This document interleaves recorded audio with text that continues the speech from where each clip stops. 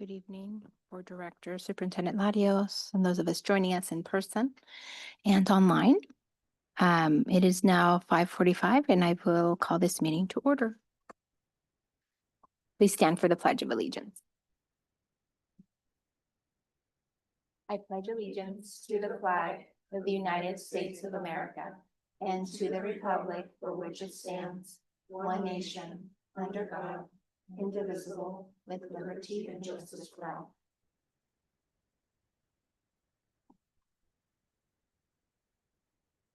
Okay, we have the agenda here before us. It looks like there aren't any changes. I would entertain a motion to adopt the agenda as presented. I make a motion to adopt the agenda as presented. Is there a second? A second. Okay, all in favor of adopting the agenda as presented, please say aye. Aye. Opposed? 4-0 vote.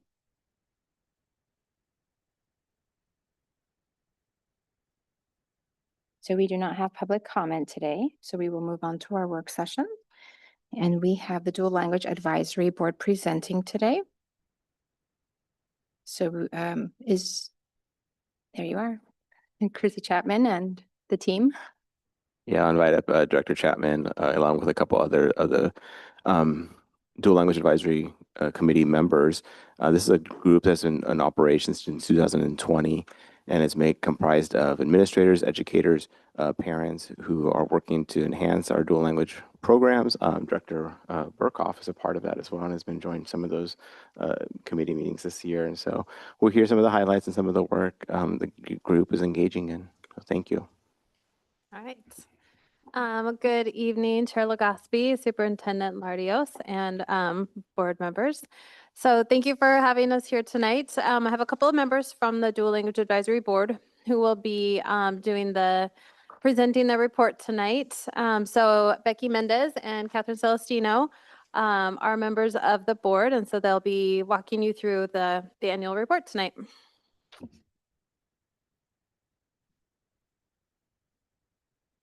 I think the sequence will work, yeah. Hi. So as they mentioned, we're part of the Dual Language Advisory Board, and we meet quarterly during the school year. And so we're just going to share with you some of the work that we've been doing this year. These are really the objectives that we've been working off this year. So last year we had a dual language program evaluation done, and we received the results of that evaluation this year. And so as a board, we've been really working through reviewing the findings of our program, making recommendations as a group, getting input and feedback from different stakeholders in the district, and then working on creating an implementation plan for the future. And the essential question that we've been working on all year long is what steps can we take to continue to strengthen and grow as a multilingual, multicultural district, which has really been our focus.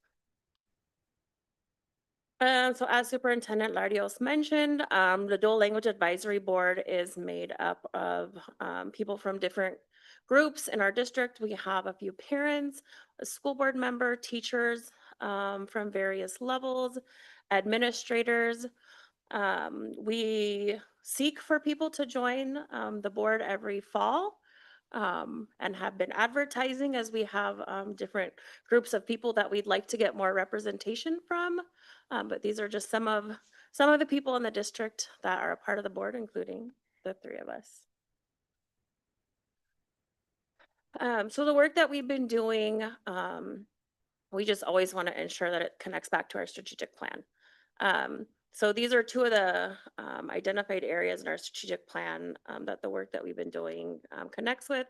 So ensuring that as a part of students being prepared to graduate and career options outside, that they have the opportunity to become bilingual and biliterate, and looking through our dual language program lens to ensure that we're providing those opportunities. And then to ensure that we're fostering a culture of engagement and partnerships and really thinking about how our advisory board is working through some of those different partnerships and ensuring that that we're connecting and getting information from different places in the district. as well as working towards one of our district goals. So this has been one of our district goals for the last 2 years, working to ensure that we have an increase of 10% of students that we are recognizing in 5th, 8th, and 12th grade for biliteracy. Many of you were at our Seal of Biliteracy event the other night that focuses on our 12th graders. And because we as a district want to encourage our students to be bilingual, we also have an in-district process to identify students in 5th and 8th grade that are on track to receiving that seal in 12th grade. And so we are working to ensure that the number of students that we're able to recognize for their biliteracy and bilingualism increases. We also wanted to share some information about our students that we've been sharing as we have been going out and doing presentations in the building. 71% of our students currently are participating in the dual language program. That's between K and 12th grade. And 96% of our students are doing some sort of language learning, whether that be they're taking a world language, whether they're in the dual language program, whether they're learning only in English but speak another language at home. So quite a huge percentage of our students are multilingual and doing some sort of learning language while they're here at school. We currently have 39 different languages represented in our student population. And then below, we've included some of the numbers of our students that we were able to recognize through the recognition of biliteracy. So we had 258 students recognized at the high school this year, including 6 who received the seal of multiliteracy, which is in 3 languages. Then at the 8th and 5th grade, they're working on their celebrations this week as a part of their promotions. There's 2 going on right now, actually. But we have 104 middle schoolers, 8th graders who earned that recognition of biliteracy, and 136 5th graders. And we even had 3 5th graders this year that were able to earn in 3 languages, which is the first time that we've been able to assess that. So we're really proud of our kids. I do have different numbers in my presentation here. Yes, sorry, these are correct. Kids were still working towards this until this morning. Okay. So we updated them this morning with the most up to date. Thanks. Yeah.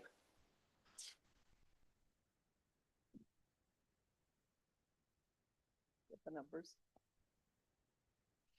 Okay, so as we move on, we're going to look at reviewing the findings and recommendations from the program evaluation. And as we did that, our core or our central question was to look at what steps can we take to continue to strengthen and grow as a multilingual and multicultural district. So in the evaluation, we worked with, there were observations that came, Ed Northwest, right? I always forget the name of the group. They came down and did an observation and went through and did a variety of different things to truly evaluate our program from an outside lens, which was really important to us, not to necessarily have somebody in the district do it, but having somebody looking from the outside see positives and negatives of what they saw in our district. So in order to accomplish that, there were a total of 94 classroom observations, 26 of those in K2 classrooms, 21 lessons in 3 through 5 classrooms, 29 in 6 through 8, and 18 in 9 through 12. So we got a good cross layer look at what's happening. They looked at different languages and different areas. So it wasn't all just in the bilingual classes. They did go into some of the English classes as well. And then another piece was having student focus groups. And so there were 30 students who were interviewed, and those interviews were conducted bilingually in Spanish or Russian and English so that they got accurate information from the kiddos. And then educator survey was asked for, and we got 283 responses, 161 from elementary, 74 from middle school, and 40 from high school. So just looking at it, like I say, we tried to get a really good overview and get every layer covered as we did the observations and looking at them. So then some of the highlights that we had, there is a demonstrated district-wide commitment to pre-K-12 dual language programming for all students. And it's been really exciting for me as a second grade teacher to kind of see that perspective going all the way from pre-K through 12th. And honestly, I think we're kind of starting to extend it even beyond 12, looking at those students who have exited our program and how can we improve things given their perspective on stuff as well.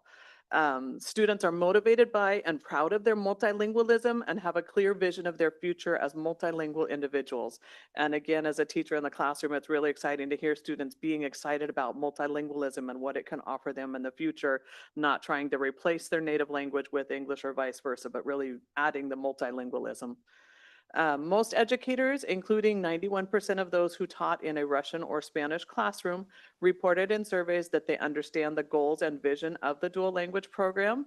And as we look at trying to get that to 100%, we are working on revising some of the documents and continuing to work on those so that there is a clear understanding of what both the goals and the vision of the dual language program are.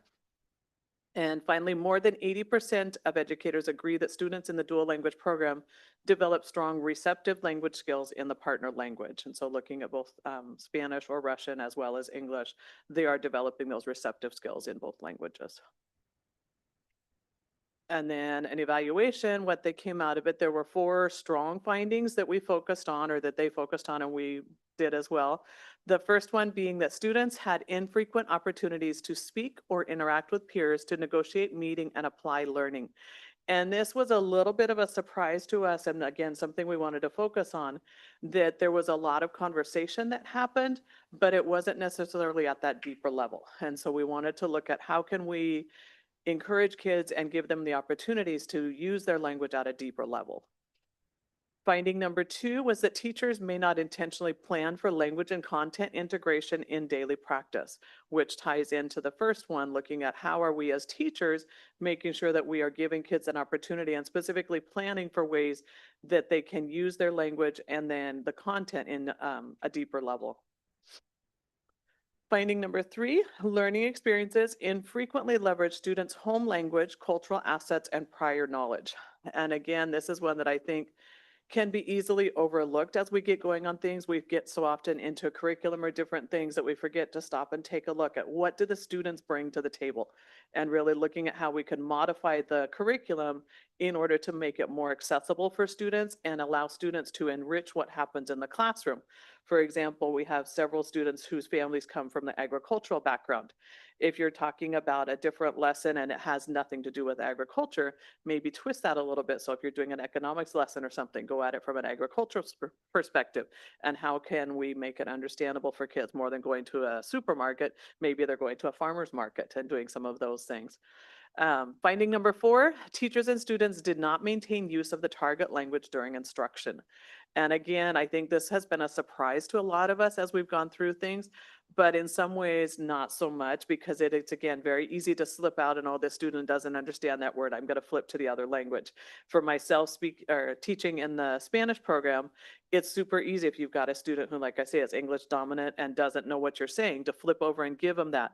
But then that becomes a crutch for students. And so if we force the students to maintain, as well as the teachers to maintain the language of instruction, it encourages those students to really pay attention. Okay, they can use what they know. For example, those English students or the Spanish students, when you're teaching in English, encourage them to use what they know to understand the curriculum, but at the same time to know that the teacher is not going to switch language. And like I say, as a second grade teacher, I have one of my English only students who at the beginning of the year was not writing in Spanish. But as we just went through and did his end of the year writing sample, he was able to write 3 sentences fully in Spanish. And so just requiring that heavy focus on it and stuff, he's one, as others in the classroom will turn to a neighbor and say, what does that mean? How do I say this word? They all have a word list. And so giving them tools, yes, but making sure that we're not giving them crutches that limit their ability to use both languages. All right. Oh, sorry. So that was what we got back after having the evaluation, both highlights and findings. And so we've spent quite a bit of time in the past few months as a dual language advisory board really wrestling with that information. One, figuring out how can we take all of this information and share it out? And then what can we do to continue to build on the things that are strong? And what can we do to improve areas that were findings? turn that around. And so we spent a lot of time reviewing our implementation plan, and going out into buildings and sharing information from the program evaluation with people in each of the buildings, gathering feedback from staff in the buildings about what our plan should look like moving forward. So we came up with 2 strategies of things that we were going to do, prioritizing how we were going to move forward. So our first strategy was to create systemic frameworks and language benchmarks to emphasize students' linguistic and cultural assets with agreed upon decisions for intentional trainings to support multilingual students to be academically successful with monitoring and accountability. It's a lot packed into one. This was a group of people like, how can we do all of the things and make sure that we've got it taken care of? But really looking to ensure that the frameworks that we're setting up are system wide. So it's not one thing happening in one classroom, but that we've got it happening in the whole school and the whole grade level band and the whole district. And to include monitoring and accountability as a piece of that. And then our second strategy is really in terms of professional development for staff. So onboarding for new teachers and people that are newer in the district that may not have had some of that professional development, and also taking into account all the people that have been here for a long time, but that may need some refreshers on best practices or new research that's out there. Just to ensure too that we're all on the same page moving forward. So some of the specific things that are called out in that strategy are sheltered instruction, oral language development, structured language production, and then language allocation and materials. So really focusing in on that training aspect for all staff. So we took those priorities out to the buildings and worked in conjunction with the Dual Language Advisory Board and people in the buildings to get their feedback on what they saw as priorities, because listing those strategies, there are tons of different ideas that people had on how we could move forward and how we could accomplish those goals. And we also wanted to make sure that it was something realistic that we could accomplish. So we got feedback from people in all of the different buildings and then came up with these 4 activities that are going to be the things that we focus on next year to make sure that we're hitting those strategies. So the first and foremost is developing shared expectations for language use and instruction, ensuring that we are all on the same page as far as when you're supposed to be teaching in what language, which subjects are happening, kind of talking about Catherine, like how are we helping ensure that kids are staying in the language and working towards production in the language that they should be working on at that time, and including benchmarks and checklists to ensure that. Sorry, we'll have puzzled looks. Our slides are different than what's on Yeah, here. this shows like, I don't know. Yeah. There's just it, number 4. it doesn't matter. Yeah, they should be very similar. When They're I gave very you that, we similar, hadn't but met. just kinda- Yeah, the Dual Language Advisory Board had just met and I was still putting together all of the work that they did, compiling it all to update this slide. And so this was updated after you got your packet, but it's very similar. Number 3, I believe, is it's new. new. That's right. Yeah. But it should be quite similar. Okay. Sorry. The second activity that we're going to be looking at is using collaborative monitoring systems, because as we're developing these new systems and trainings, we want to ensure that, one, we're giving staff the opportunities to learn from each other, and that we're also giving opportunities for accountability. And so we talked about learning walks, which can look like a lot of things. It can look like principals and coaches walking through classrooms. It can look like teachers getting to go visit the teacher next door and see how they're implementing a strategy.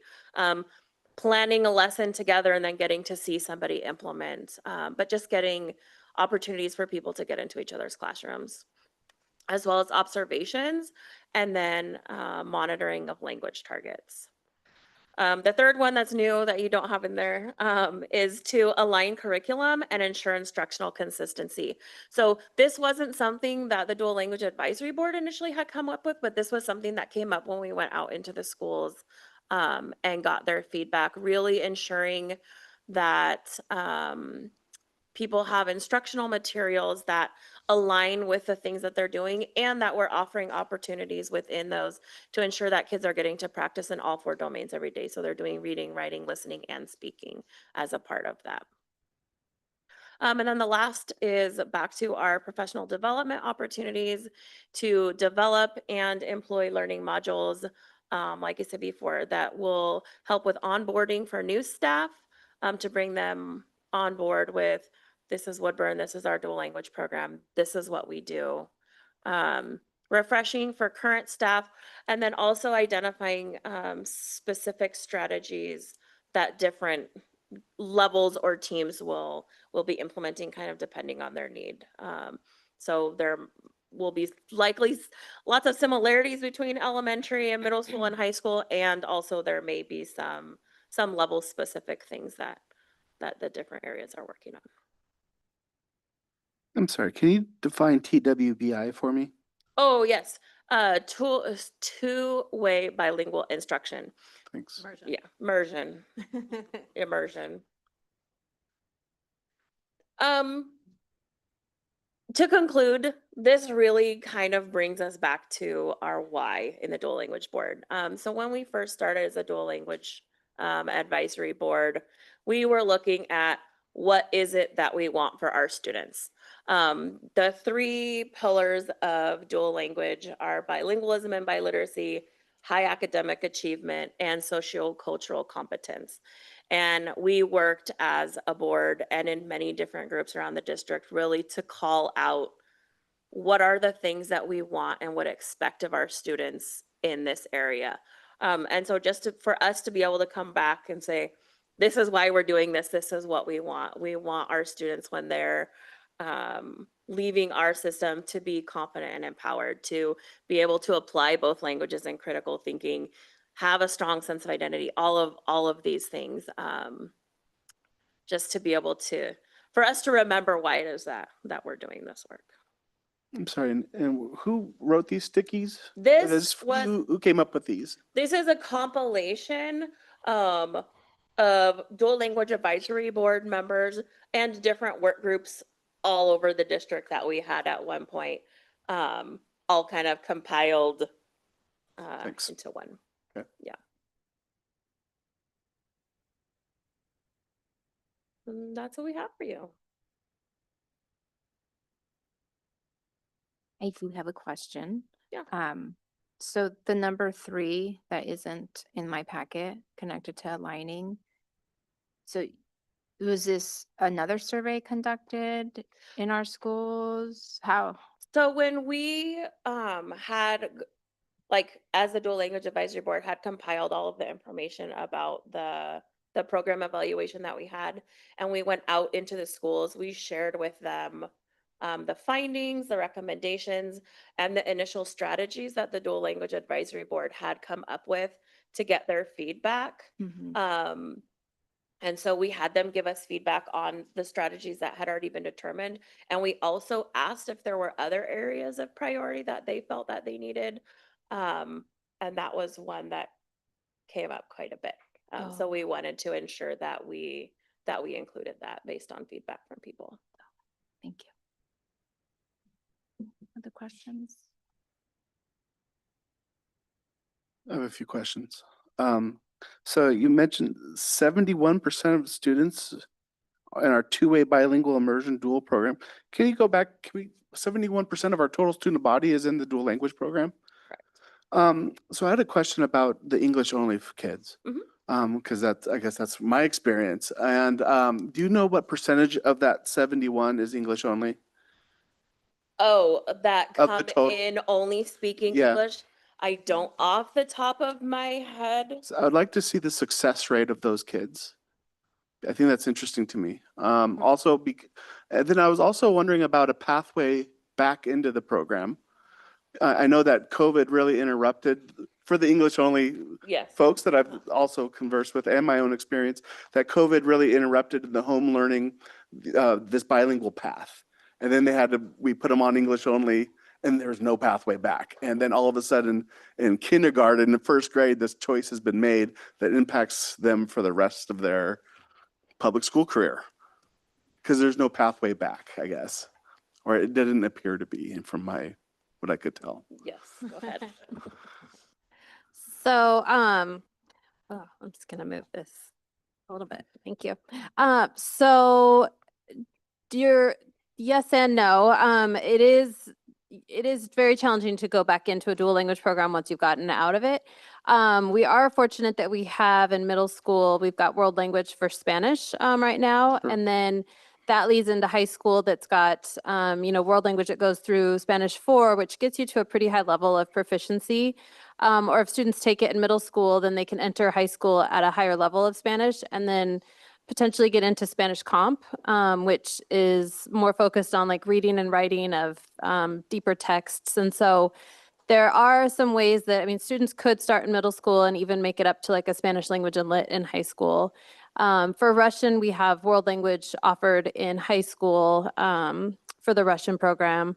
And so students wouldn't necessarily get back into all of the dual language classes, but you can get to a pretty high level of proficiency still going through the world language track in middle and high school. And then that's like, I, for example, was on that type of a pathway where I started I couldn't start till 9th grade where I grew up. But then I went on to continue studying it in college. And so now I'm, quite proficient. And so it does set students up to continue learning beyond high school too, if Sure. they But want I'm to. But specifically talking yeah. about the Yes. seal. you can still earn the seal without fine. being in dual language. Okay. Yeah, That was a good Yes. point. Thank you. Yeah. I didn't know Yeah. that. I'm glad you asked that. Yes, no, any student can earn the seal of biliteracy. And the level of proficiency that the state requires it's not, a student wouldn't have to go through dual language. You could easily go through a world language track and get it. Like in Salem Kaiser, for example, where my daughter goes to school, there's a French program. It's just a world language program at the South High School. And a lot of those students earned the seal of biliteracy and they started in high school studying French. Understood. Okay. Yeah. And we had multiple students this year who went through elementary and middle school only in English and didn't take any world language and started taking world language in high school, and they were able to earn it. Sure. But I imagine that they had a strong understanding of Spanish prior to that. Yes and no. Or they probably came from, or I don't want to make assumptions, actually. I just know that a lot of folks come from dual language homes, and there's quite a difference from the English only versus dual language homes and those kids and the success of those kids. And There are truly students that come from English only homes that are earning it solely. That's great. Solely based on the world language. So yes. Thank you. So can you tell me a little bit more about the recognition of biliteracy at the elementary level? What does that mean? Because when I see that number, I know we have more students in our bilingual program.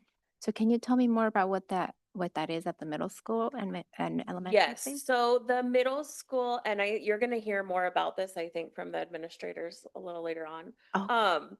But the middle school and the elementary is a relatively new process. In Woodburn, we've been doing it for the last 2 years, 2 years. And so it's growing a little bit each year in ways that we're able to get information. We do 100% have more bilingual students than this. One of the ways that we are able to work with students at the high school level for the SEAL is through a portfolio process. And we have that in the works in 8th grade and 5th grade, and we've really been working on that in the spring.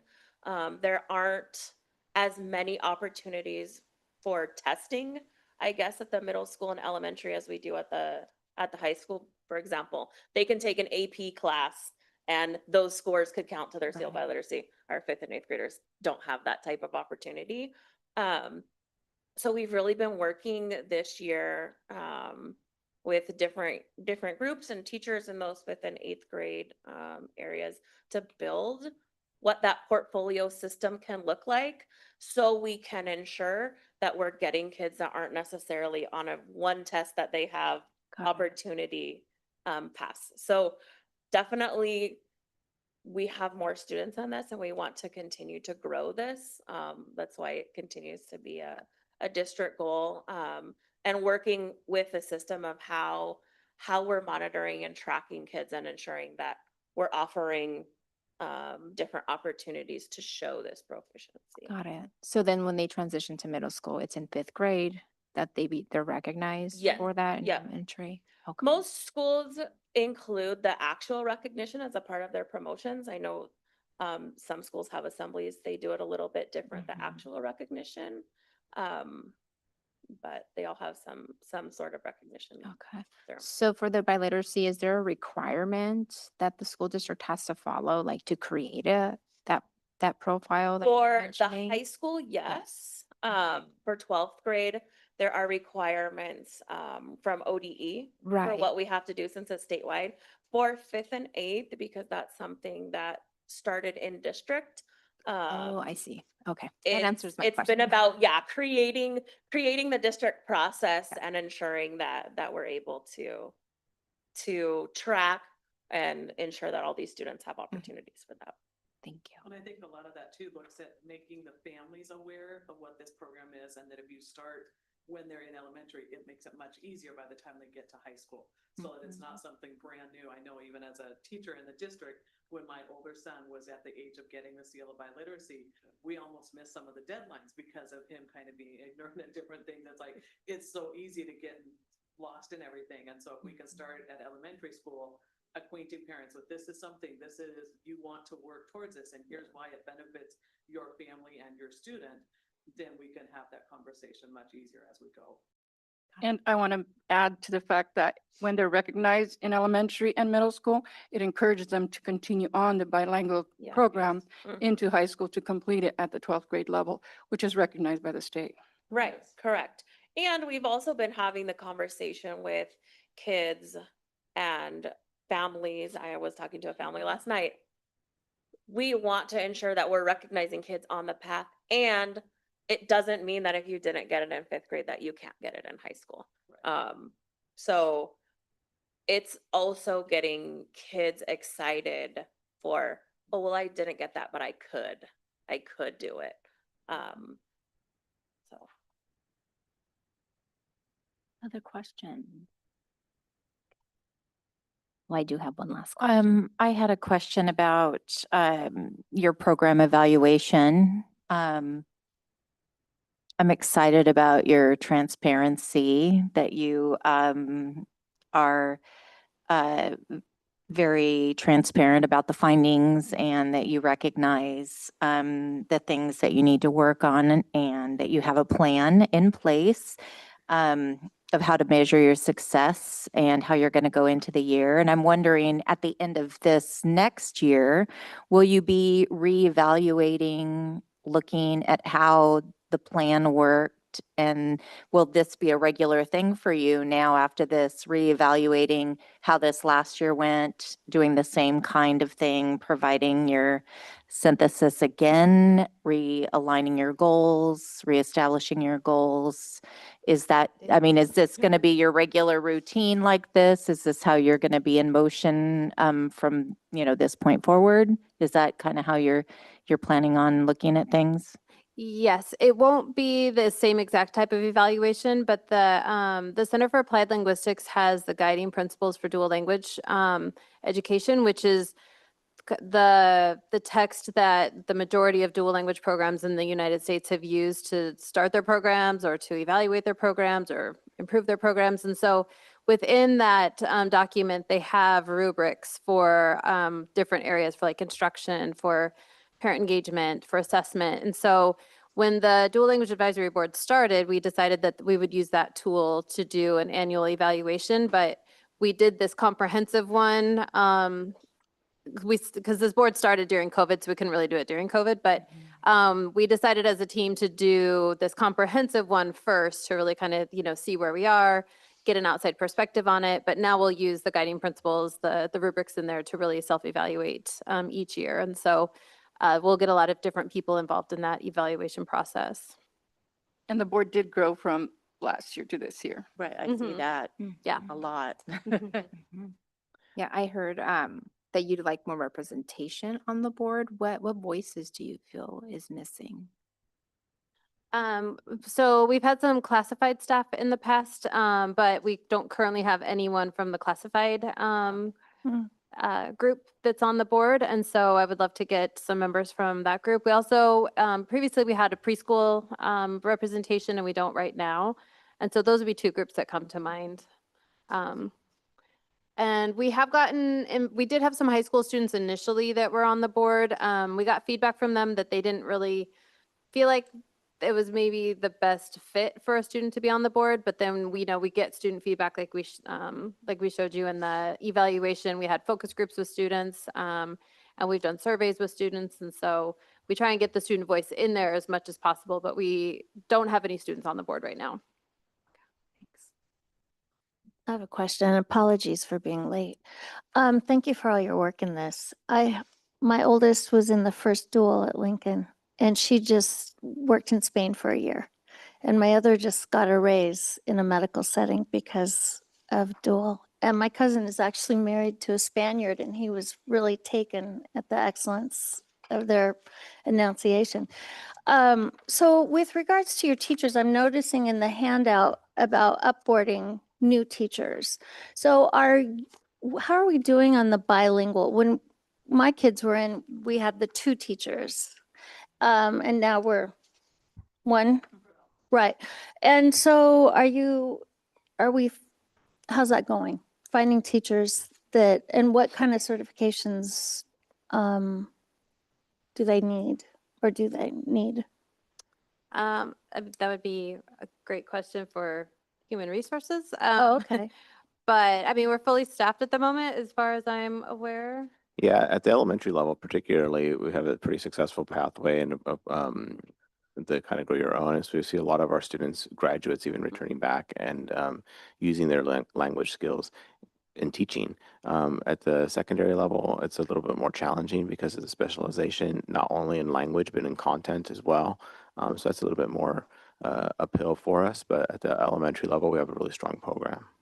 Okay. And do they come in with any special certifications as far as the bilingual piece? Is that required? Depending on when you got your license, there is a bilingual endorsement like that I have on That's my what I'm license. asking. Yeah. Yeah, now there's a dual language specialization, which we've had teachers going through that program for the last several years through Oregon State. And so there are a couple of different endorsements that you can have on your Okay. license. You can also take a proficiency test if you don't have one of the endorsements. Uh-huh. So is that something like working towards just CEs, getting that endorsement when you're an active in-service teacher, or is that something that's desired before they get here? Like if they finish that as a part of their bachelor's or MAT? Those endorsements? Uh-huh. I don't know exactly. I think most people probably get it when they get their license. That would be my assumption. Okay. Because I would, okay, so the second question is, if you could wave a magic wand, what would you put in place, or what's your wish list? The bilingual program. With that magic wand, it would be to have, it sounds gonna sound crazy, but to have more English kids in the program. Because I think while we talk about it being a 2-way bilingual, as we know, Woodburn is so Spanish dominant that sometimes it's really hard to find those English model students to be in the program. As Marianne was saying and stuff, it's very valuable for both ways to have the groups be equal. And in a true 2-way bilingual, it is a 50-50 mix of students. And while yes, having a 75-25 or whatever mix it ends up being can be a very successful bilingual program, I think if I truly had that, would be the combination of that, as well as having, as we mentioned in their common language objectives. Because again, as a classroom teacher, that's one thing that has been hard to have, not only language objectives during ESOL or English language time, but having a language objective all day. Okay. And so not only do I have my reading goal, but I have my language goal. What is my language target for this time? During social studies, I'm teaching in English. What is my language target for that time? So while I'm still doing this content, I'm putting that second layer on top of it and looking at getting the most out of that time for Right. the students. That's really, thank you. That's a really And that, sophisticated, yeah, Yeah. that was feedback we got from a lot of teachers. And I'm gonna go on the limb and just say it's not something that's real popular because it does add a whole nother layer of what we have to think about as we're planning lessons. But I really think that's where we're gonna get the biggest bang for our buck. If we can put both goals together and say, okay, how can I do learning the continents, but also learning vowels? And that's not a good example, but looking at those two different goals together, how can I put the two together? right? And I was looking at that sheltered English or Spanish. And the incorporating into content, it was finding two. Plan for language and content integration into daily practice. So is that like science that we're building that academic language, or what is, tell me what that, My understanding, and jump in if I'm wrong, guys, but my understanding of that is looking at exactly that piece. Yes, I've got the content goals, but among those content goals, I've also got the language goals. And right? so I'm looking at both pieces of, yes, okay, this might be my science time, but yet what am I doing to help those second language kids, whether it's the second language of English or Spanish? What am I doing to help them get the most out of Right. this curriculum? So is science and math in English or Spanish, It which depends is, grade level. okay. Because I just know as far as when they get to middle school, if they're behind in that academic language, they tend to not catch up through high school. And I just think that really needs to be, and again, language and science are not, they can be used together. And that is that one piece where we were talking about onboarding and doing the refresher lessons for teachers like myself who've been here for a while. And then, Yeah. like I say, the onboarding, giving teachers those skills for, okay, how can you take this same lesson Right, and do both goals at the same Right. time so that you're not leaving either one? right, They're going to meet their state standards for what they need there, but they're also going to have the second layer of gaining the bilingualism as they go. right. Okay, thank you. All right. Well, we are behind our schedule, but we did have opportunity to ask questions, and thank you for presenting and for answering all of our questions today. All right, thank you. Thank you. Thanks. Thanks. All right, so at this time, the Board of Directors of the Woodburn School District will now move into executive session pursuant to ORS 192.6602B to consider the dismissal or disciplining of, or to hear complaints or charges brought against a public officer, employee, staff member, or individual agent who does not request an open hearing.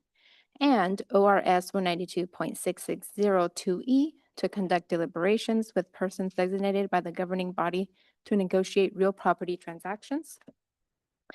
And ORS 192.6602D to conduct deliberations with persons designated by the governing body to carry on labor negotiations.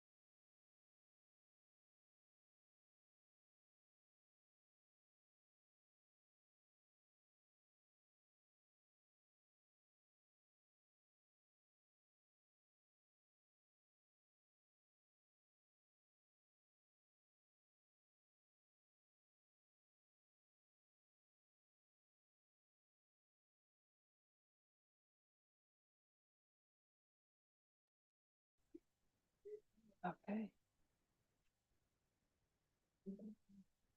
There was graduation today. Promotion, 8th grade. Thank you for being here. I said, thanks for still being here.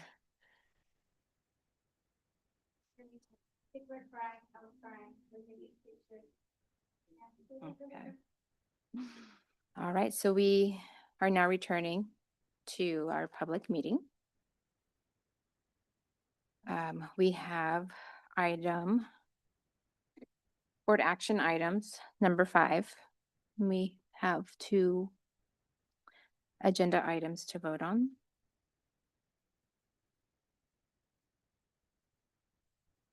I move to delegate the authority to the superintendent to execute a lease agreement with the Oregon Youth Soccer Association. I Is second. there a second? All in favor? Aye. Aye. Aye. Aye. 5-0 vote. Our second item regarding the appeal.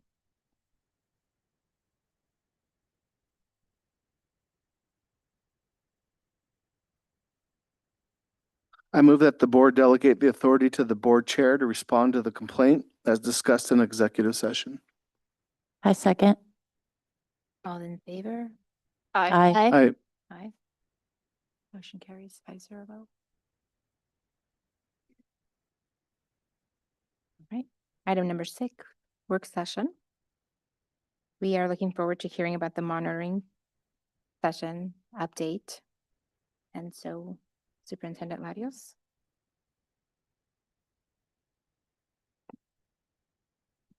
Well, good evening, everybody. We are excited tonight to come to the board and share the final presentation on the monitoring plan. The process of setting goals and monitoring our data and making decisions based on our data is not new to us. We have a lot of experience doing that in our school improvement plans and other projects, but the monitoring plan itself is new. And so with that, there's become learning in how we work together to present this in a comprehensive way that is easy to digest and make use of the data for everybody. So that's new, and it's presented some learning for us all. But we're excited tonight to present the 4 goals. And if we pull up the slide deck,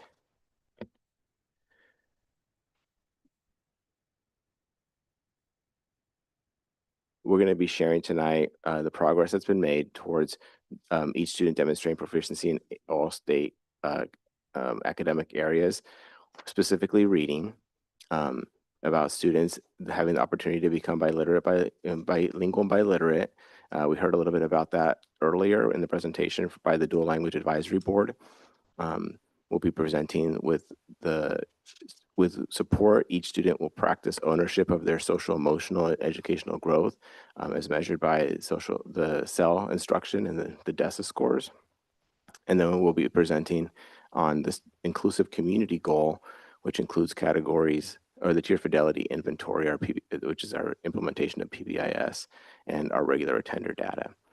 So I want to give a lot of praise and kudos to our administrators who are here tonight, and the ones who aren't here, for all the work that they've been pouring into this over the course of the year, and all the educators and their work to get us here. So we're proud to present on the growth that we've made over the course of the year and the adjustments that we'll be making into next year.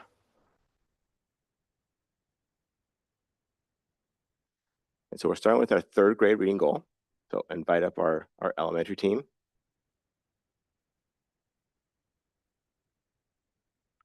The slow walk forward. And yeah, all those who are going to be presenting could come forward and just join the.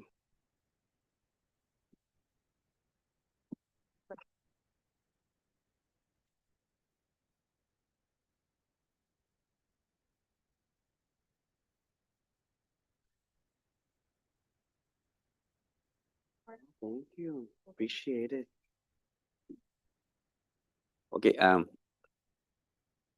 good. For the first one, that's specifically targeting 3rd grade reading, At this time, we do not have the final data because there's still, we're still having numbers coming in. The window closes tomorrow because it's the last day of school. So it's still changing, right? So we're gonna be able to share specific numbers next school year. In the first meeting that we have those numbers already ready and segregated for the board. Okay, that's just targeting third grade OSAS assessment. Oh, the the reading state component, exam. the Yeah. state test. Yeah, this goal is specific to the state Mhm. test. Last year, 13% of our third graders were reading on grade level as measured by the state assessment. We don't yet have final data on that. We have we're starting to get some preliminary data in, but we don't have enough data to come and present to the board.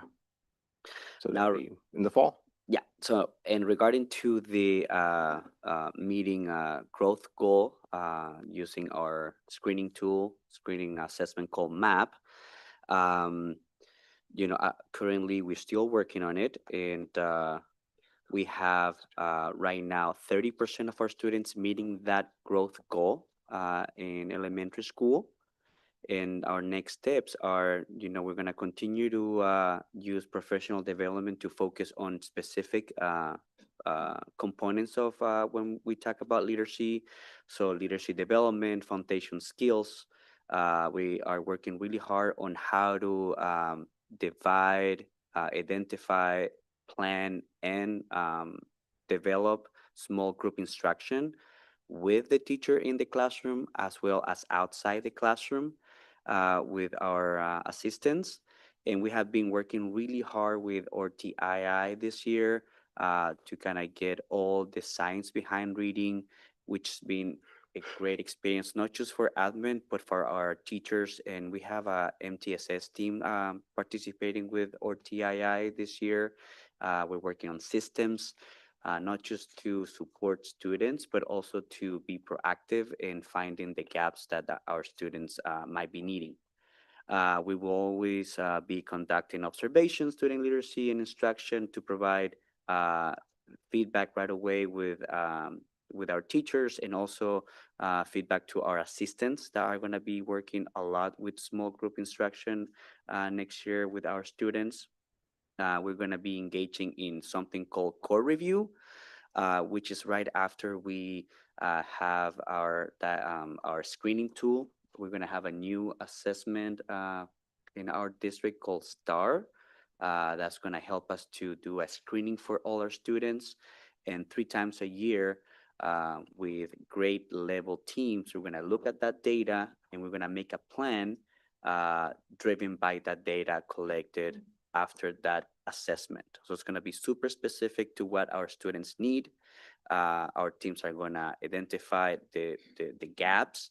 They're going to plan for specific and common strategies that they're going to be using for each specific grade level. They're going to develop a plan. They're going to use that in the classroom, and we're going to monitor that progress for each grade level next year. So I'm really, really excited about that work. So the STAR assessment will be used, will It will replace replace MAP. MAP. Yes, for both reading and math. And then where it says elementary, 30% of students making projected growth. Can you talk a little bit about what exactly that means? Yes, the projected growth talks about it doesn't matter where the student is performing, because we have students performing below grade level, right? So students are all over the spectrum. So it means that wherever they are, by the time they take the next assessment, they're going to make that growth, right? And we always want students to make that growth. We call it a +1, so we can start closing the achievement gap. So at this time, at this moment, 30% of our students made that projected growth goal in reading. Okay. Thank you. We're not talking about achievement, we're talking about growth. Right, which could mean that a large portion of them could be below grade level, but we Mhm. wouldn't, I don't know that. Yeah. This is just that they've improved some. And that's why we are working so closely with Oregon RTII and working our systems so we can be more proactive and because right now what we're going to talk about with our teams is core instructions, right? We need to see how our core instruction in the classroom is being really impactful for all our students and not just for one group. So we're talking about how to start being more differentiated in the classroom, how to start with using the strategies that can be more impactful for all students and not just for some. We have multi-tier support systems in place that will alleviate the number of students needing intervention, because the truth is right now our triangle is inverted. So right now a lot of students are in interventions, and everybody knows that we cannot get out of interventions by doing more intervention. So that's why we're focusing on core instruction. Okay. And it's a work that we've been doing this year very, very heavily with our teachers, and it's going to continue next year too. So I'm excited for the results for what's about to come for this work. Okay. Also, we are finding pockets of excellence, and we wanted to replicate those pockets of excellence and being curious what is that is working, so we can start implementing some of those strategies everywhere, and providing a lot of PD also to our EAs, because our EAs are teachers in our schools, and we want to be able to utilize their assets and their strengths, and we want to be able to provide more support to more students than what we're doing right now in a more systematic way. Professional development. And who determines the content and the schedule or the curriculum of that PD? Great question. So right now, one of the works that is happening with our reading specialist and along with Ms. Chapman is that we did an auditor, how do you call it? The audit? An audit of all the intervention materials that we have in all elementary schools. So we are very specifically picking and choosing what are the most research-based strategies that can be implemented in schools. So we want to be more purposeful. Who's we though? Who's selecting those actually? Is that you all, the admin level? Or is that So we have a collaboration team. with teachers? Yeah, we have a team. okay. The MTSS team right now is Ms. Chapman. We have our reading specialist. We have Okay. admin. We have teachers also in that meeting. I'm sorry, in that team. MTIS, MTSS, multi-tier system support. Okay. Because the idea is, we have tier 1 is everybody gets that support. If for some reason students are not progressing, then you have something called tier 2, which is the tier 1 plus extra support, right? And the idea is Mr. Delarios always talked about monitoring progress. So the idea is someone is not advancing, we provide support, but being on top of things in terms of progress, monitoring the progress. If it's working or not working, let's try something different, or let's just invite someone else because the student already doesn't need any more intervention, which is what we want. But that's how it works. Okay. Yeah, so within that tier 1, the core instruction is important for us. The work this year has relied heavily on coming up with that alignment so that we can monitor and support the fidelity of implementation with that. And it's going to continue. And now into next year is like the same idea for tier 2, developing the common instructional materials that will be used for tier 2, and so that the fidelity of implementation can be monitored. Standardized. Yeah. Thanks. Yeah, I'm excited. Well, good evening. Now go to the next one.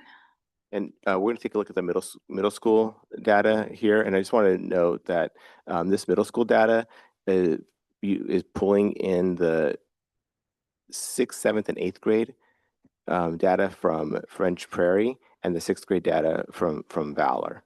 So that's what you're going to see in this map data. The 6th grade outcomes were pretty similar between the two schools, but this is a comprehensive look at those 4 grade levels. Valor piloted a new interim assessment system this year, and Ms. Hansen will touch a little bit about what the outcomes of that have been. So for us, it's a little bit different. At French Perry, they are continue to use they're using the MOPS assessment, and I think I talked to all of you when you came over for a visit, and we discussed a little bit about what the interim assessment is. So it's a little bit different for us, but we are really happy with the interim assessment because it aligns with our OSAS. So it's basically it is measuring the units that they will be that will be presented in the OSAS assessment, which is the state test. So it's really great. The students like it because it's the same language that they will see at the end of the school year. And it's something that we actually really like with the teachers as well. We were discussing about this, and it's really good to see how the units or the every standard that they are reviewing in that was gonna be at that end of the year assessment. So it has been a learning, a new learning experience for all of us, but it has been great to see. It is more, I think, with the interim assessment, it is more of what the teacher is going to do in order to support the students because it actually measures, what they're learning or what they have learned for that unit. And so they go back and they review their practice, and then they go back to see, okay, well, this is not working. What we're doing or the strategies that we have been using maybe didn't work because the students didn't learn enough or they didn't learn the standard. So they go back, review that, and then they go and reteach that. So I think it's great because it also speaks about what they're doing more than also, they get the feedback from the students almost immediately. This is not working or they didn't learn. So what are we going to do different? So I think when it comes to responding to the data, the teachers have been doing a really good job in really reviewing every time that they're doing assessment with the students and going back and analyzing the data, bringing it back as a team during their meetings and deciding what they're going to do next in order to move that work forward. The only difference with the interim assessment is that it doesn't measure growth until the end of the year when we're going to be taking the OSAS. So we are using the OSAS obviously from year to year. So that is what we're going to be measuring, which is the state test. And how are we responding to the data? Well, we have different things that we have been doing throughout the year. We have teacher office hours before school. We have tier 1 interventions, which is essentially for everyone, all right, with a focus on building academic vocabulary.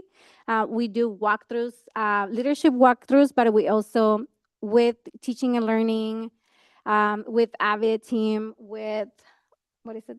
Oh my gosh. Educational Northwest. I totally forgot the name for a minute. And then we also have the leadership team at Valor who actually does walkthroughs as well within their teams.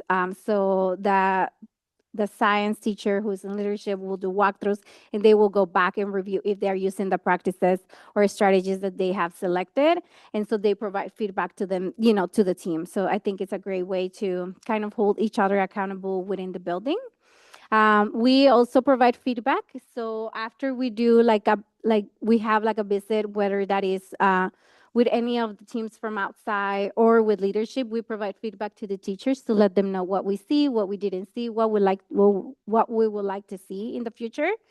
So, and it is more of like, instead of doing like, oh, I visit your class, it wouldn't be that I would provide feedback to you. It's like a feedback, oh, this is what we saw in the classrooms that we visit. So that it doesn't feel like so personal too, but we want to see something that we are growing as a team. And so we're trying to do that in the most positive way. So we do provide ongoing support and accountability measures just to make sure that we are doing what we need to be doing as well. And then we provide professional development for all the staff, including training in constructive meaning as well. And that is something that we're doing, I think, at the secondary level. The high school and French and Valor are doing the same thing. 2 questions. Yes, go ahead. So on ongoing support and accountability measures to ensure fidelity, can you tell me a little more about that? What is Yeah, that? so it comes with the feedback piece. I do believe that we have to hold not only our students accountable, but our teachers as well. So we do provide that feedback, and they actually do appreciate it a lot. And so, we celebrate when we do great, and we also take action when we don't do so great. And so we do believe in that team mentality as well. But, sometimes we have to provide that individual feedback. These are the things that we're not seeing, and this is how we can work together to achieve those things. Is there a standard format? So it really depends. We inform the teachers what are we coming to see, Uh-huh. so they know like what we're gonna be measuring, how we're gonna be measuring. So we go based on that form. We do focus on academic vocabulary a lot of the times, or what the students are doing. Are they working with other students in the classroom? How are they presenting themselves? Are they able to collaborate? Is the teacher collaborating with the students? So it's different measures that we have. But yeah, the teachers are informed, and so we follow through with that. Okay. Yeah. The other question is the testing. So we're not using maps at the elementary We're level? using it at French Perry. They're still using it for 6, 7, and 8. At Valor, we're using it only for 6th grade. We will be moving to use the START for 6th graders, and we are not going to be using it for 7 and 8 anymore. So what are you using 7th and 8th? 7 and 8, we're going to be using formative assessments Could from you the say that teachers. again? Formative assessments from the Formative assessments? yes, from the teachers.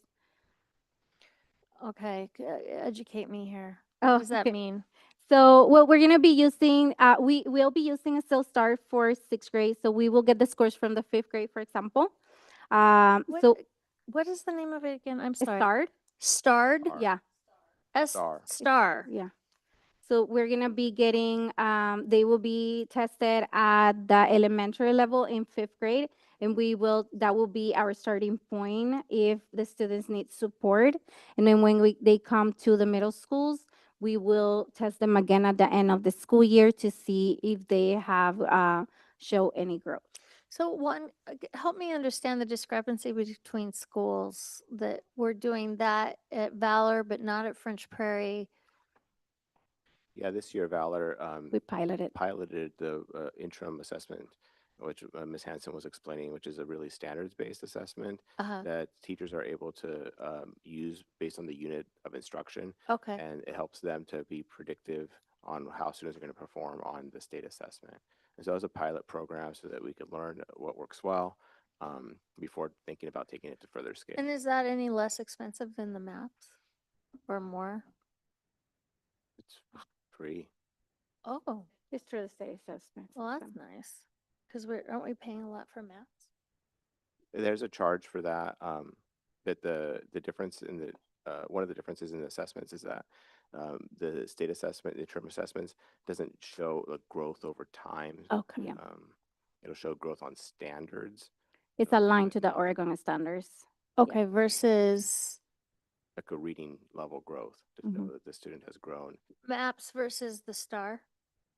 The interim. No. The interim. I'm sorry. So there's 3 assessments we're talking about: maps, the star, and the formative assessment. The STAR is for next year. Okay.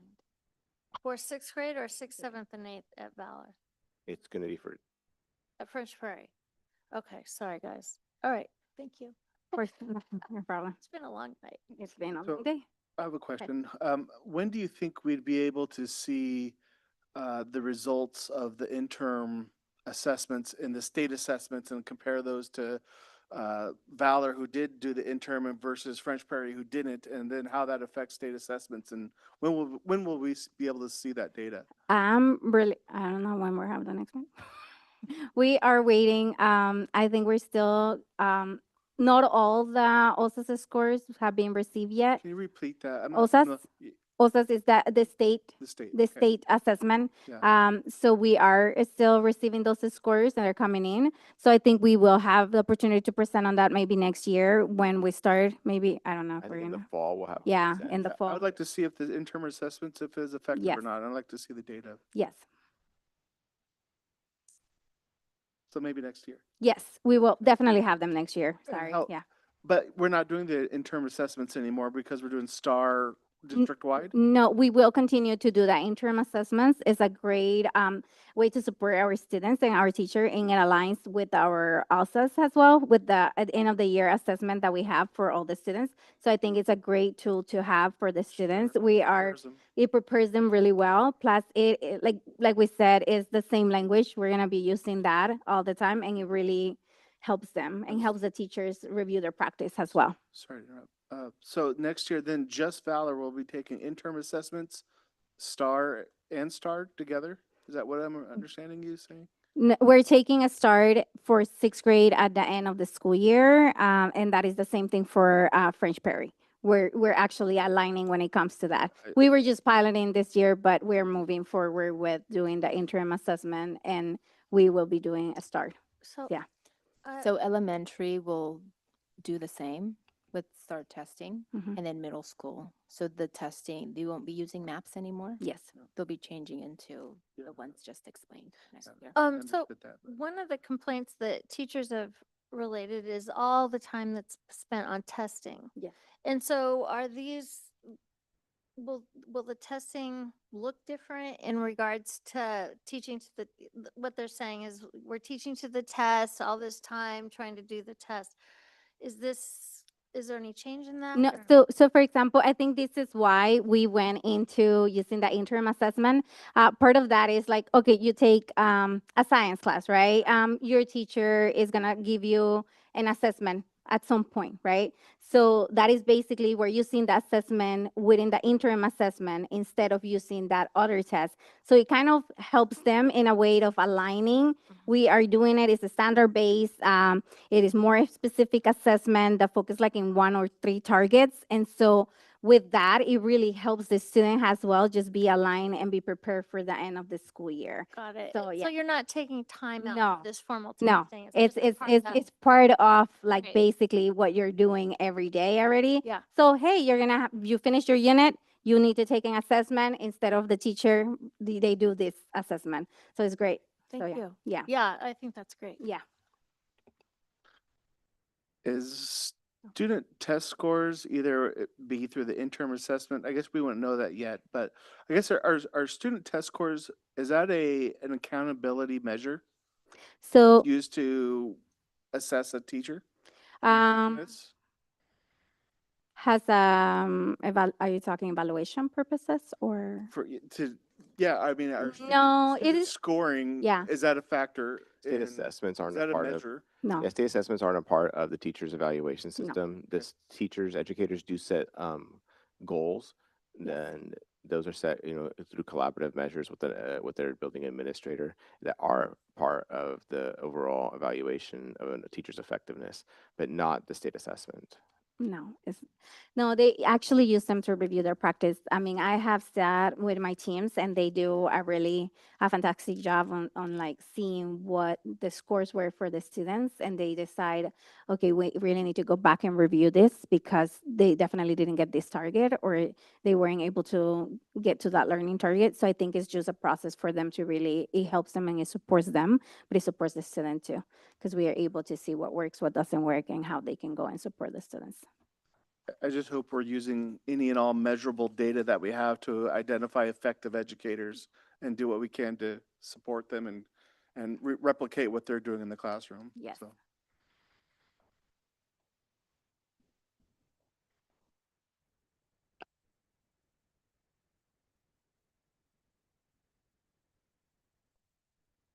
The high school, we are at, our data chart that shows that we are at 37% of students making projected growth, so 37% making that.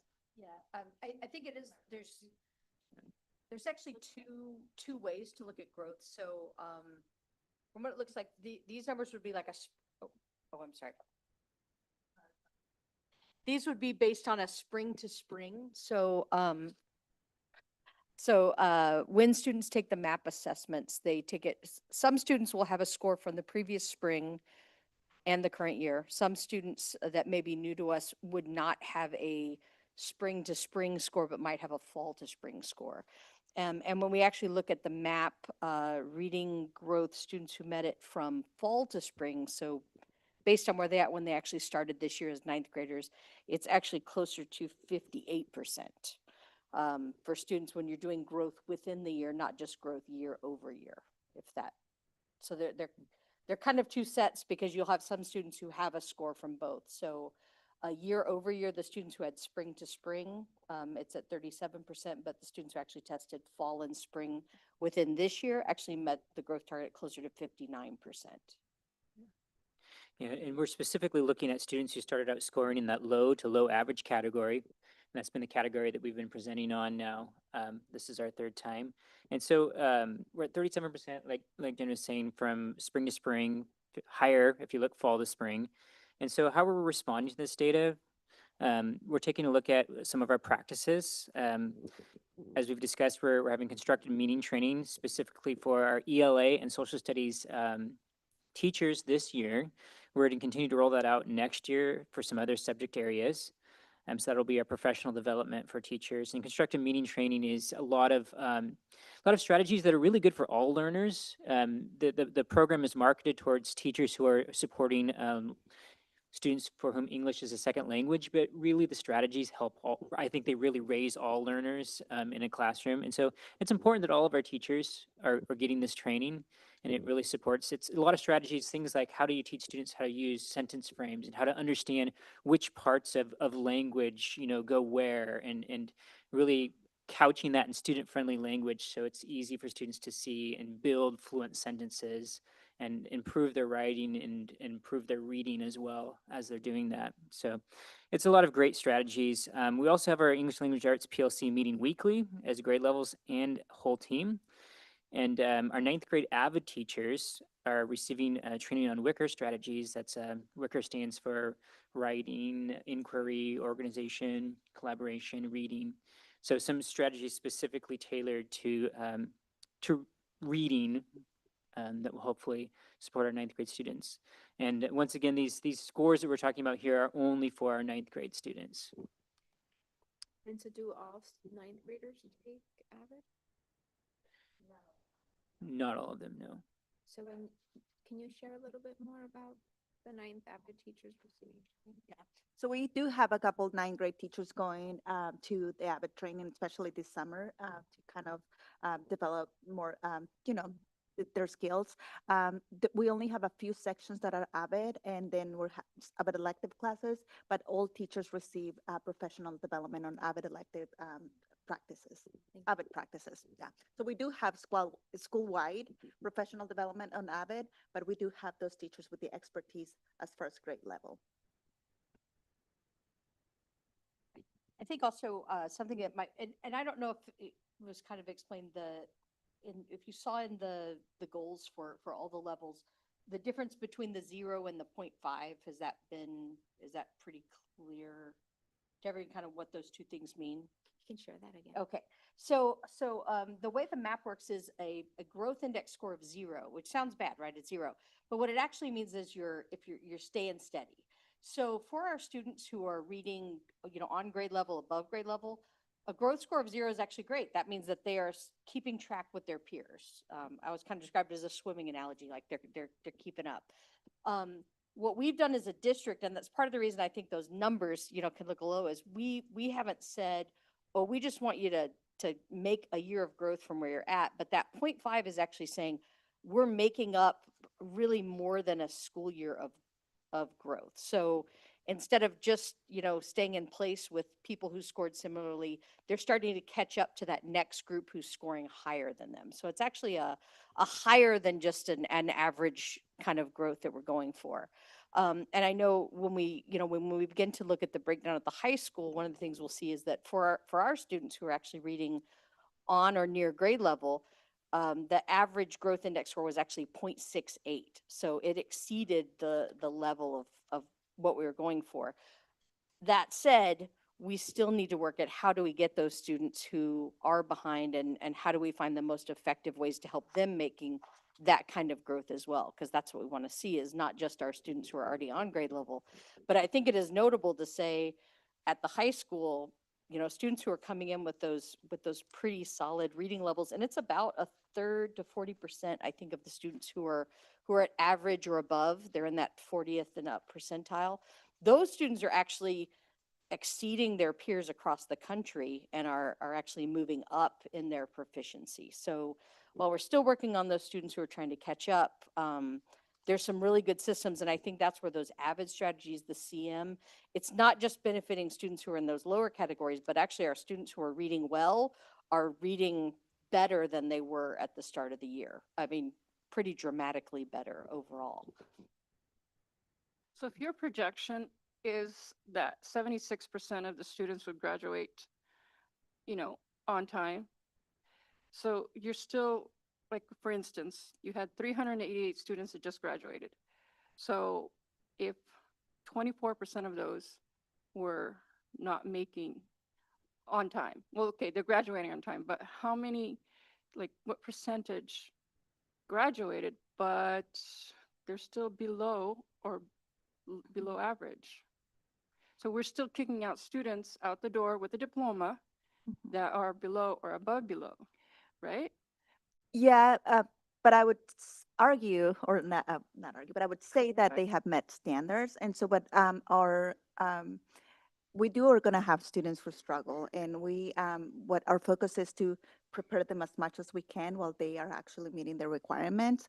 And so they might not graduate at the grade level, but they, with the supports in place, they were able to meet the standards necessary to, to finish their schooling.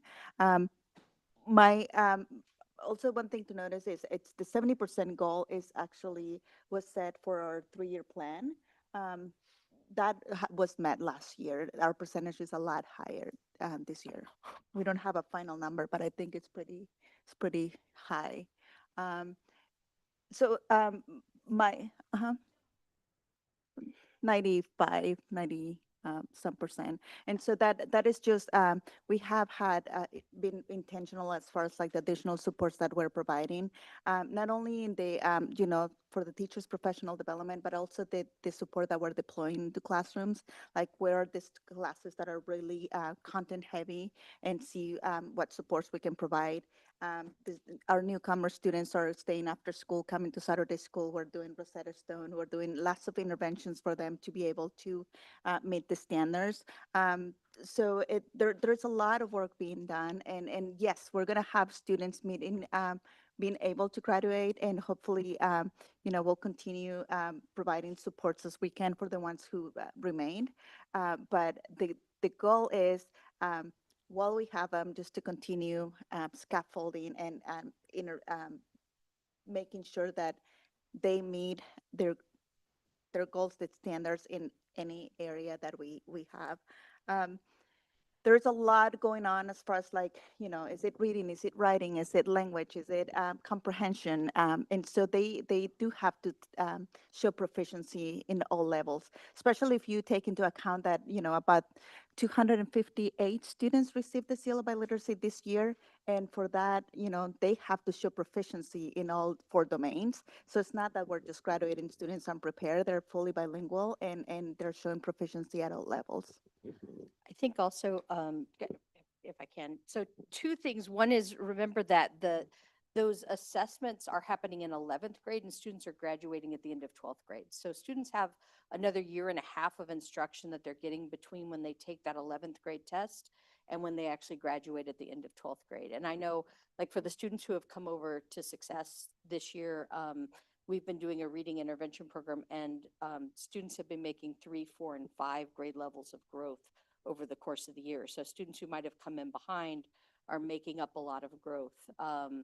It's also a one-time test. So the state test used to be students had up to 3 opportunities in the year. And in the last, I think it's been the last 7 or 8 years, they cut students back to 1. And that's part of the reason, I think, too, that we don't talk about that as a measure of teachers, because if you're having an off day on testing day, students only get 1 shot. And in high school, it's literally 1 shot over the course of 4 years to take that reading test. So it's not like they're taking it annually and having that opportunity as well. And one thing that our College and Career Center has done an amazing job this year is to make sure that we know where our students are going after high school. And so 75% are going into enrolled at Chemekara or going into trades. And so they wouldn't be able to continue or to follow this path if they didn't have the necessary skills to move forward. So. And consistently, when students have, in the past, have taken the work keys exam, that used to be one of the alternatives to the state test. Woodburn students consistently scored in the gold level, which is like level 5 out of 7 that you need. Students consistently who maybe were unable or didn't pass the state test on their one shot consistently scored at that 5 and 6 and even up to 7 range when they took the work keys assessment, which was like a real life application of reading skills. So, you know, the state test is one assessment, but it isn't the only assessment of how well students are reading and are prepared to go out into the world too.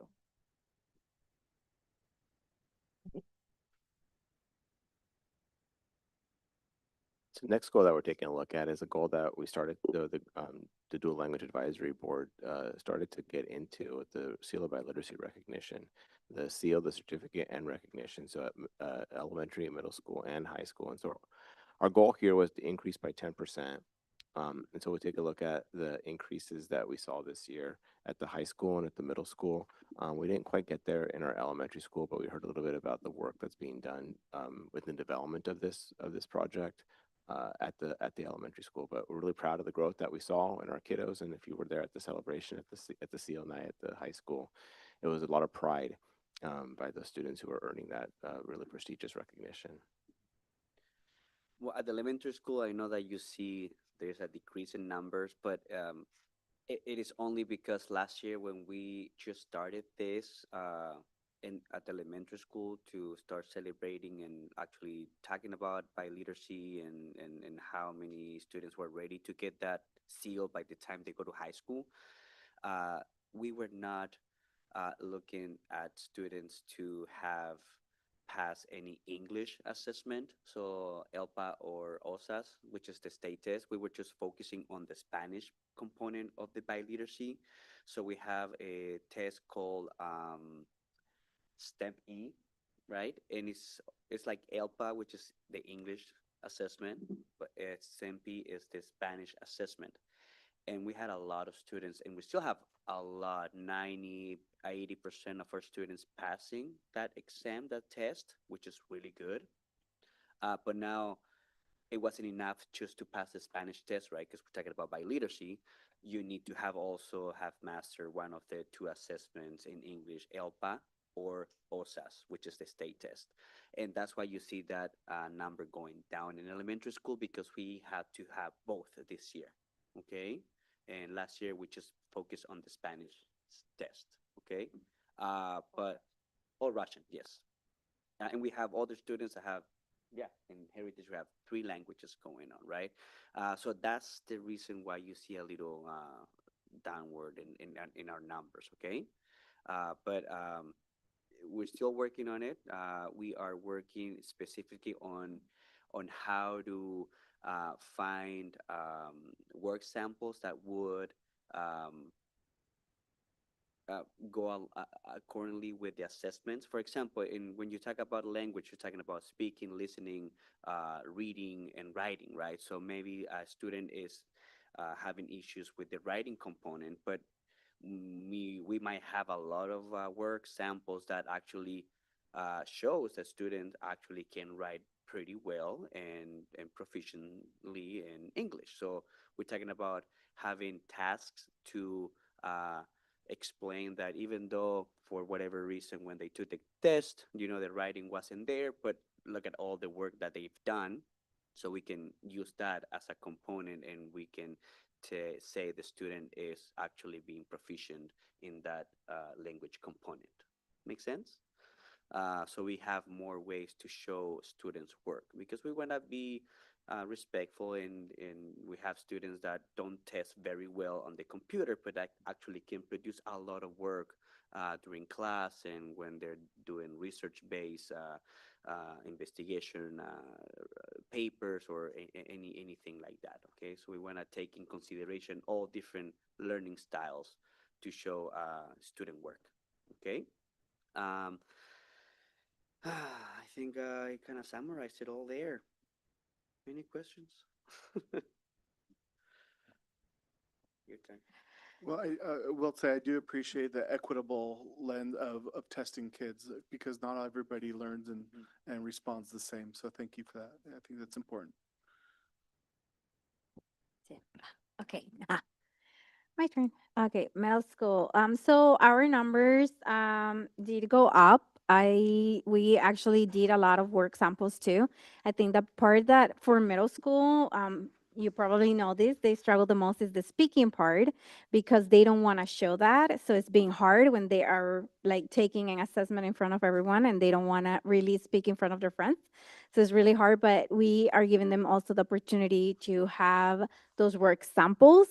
We had Avid Night and Literacy Night too, and that is a great opportunity for students to show their skills and how are they are able to really show that proficiency in both languages.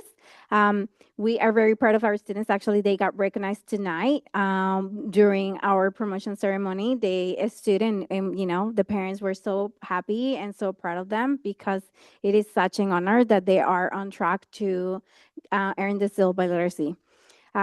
Some of the strategies that we have used is targeted work samples, as I mentioned. I would like to say that I have a very dedicated and passionate team at Valor that they went above and beyond to support students in meeting the new criteria that we had because it did change, but I do feel like they work so hard with the students and they're always willing to support them.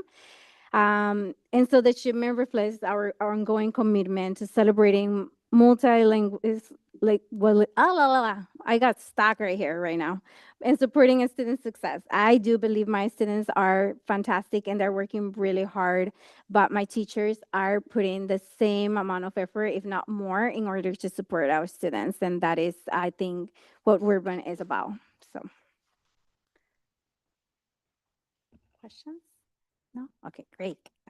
Oh, and I want to chime in real quick. This is Art from French Prairie. I just want to say ditto at French Prairie. Our teaching staff, you know, went above and beyond and looked through the each one of the students because of the new requirement of English being a part of the biliteracy compared to last year. They spend a lot of time, you know, getting together and looking at those work samples for our kids.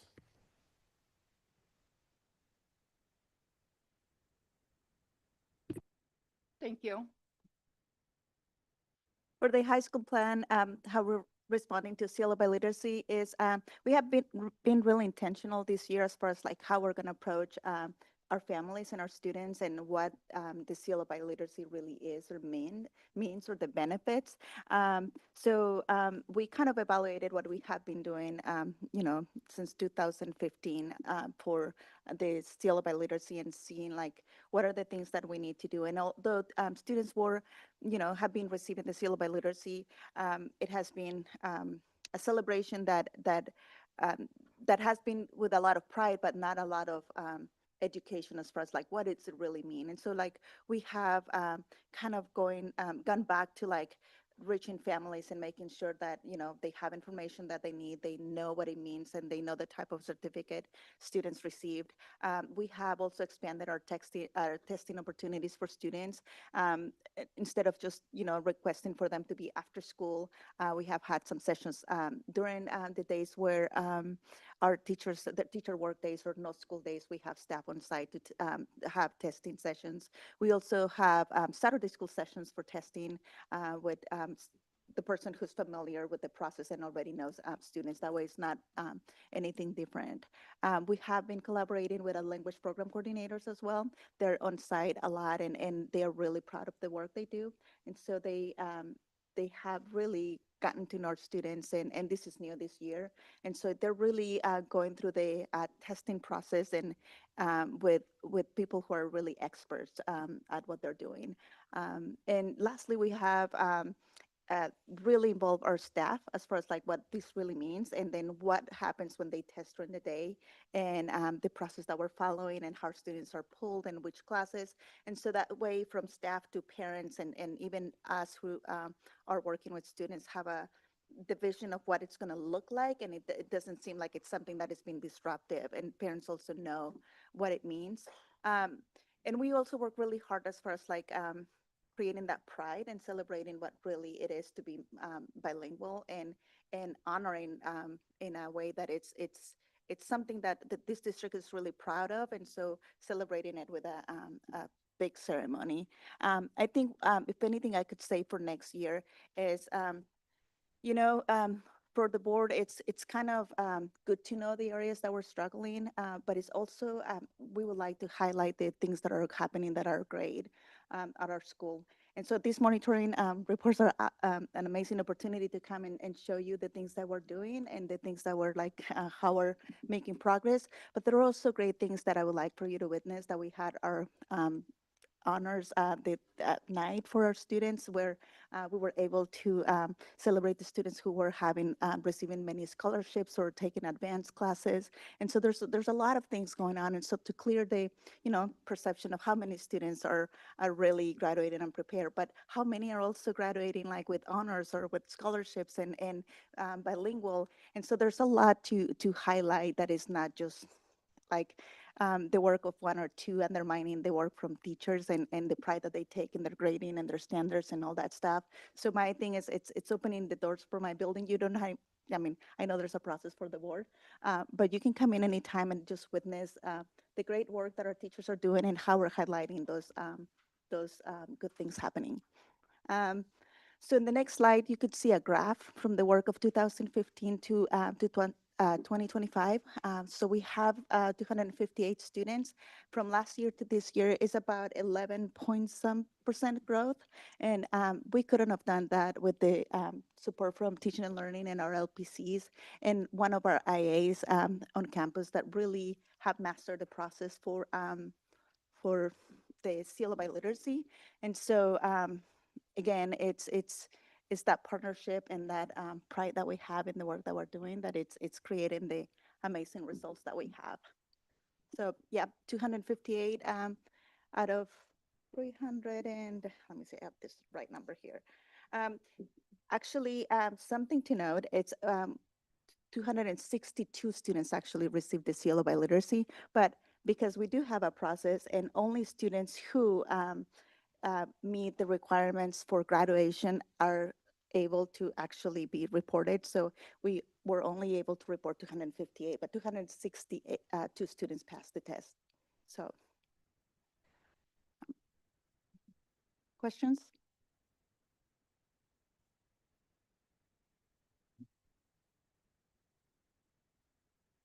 I just want to clarify one thing for you. Our elementary and middle school team talked about adding in the English component.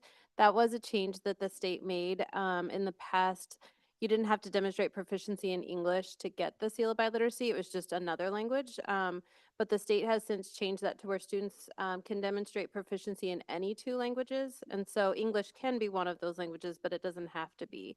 And then we also, I don't think you all know this yet, but earlier we shared with the board that 3 of our elementary students met the requirements for the multiliteracy. And so, and we had 6 at the high school who got the seal of multiliteracy. So, but I just wanted to make sure that you know that while we do focus mostly on English, Spanish, and Russian, because that's the majority of our students meet in those languages, they can meet in any 2 languages.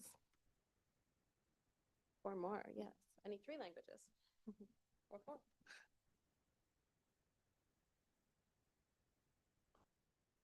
So our next goal is looking at our students through the lens of social emotional learning.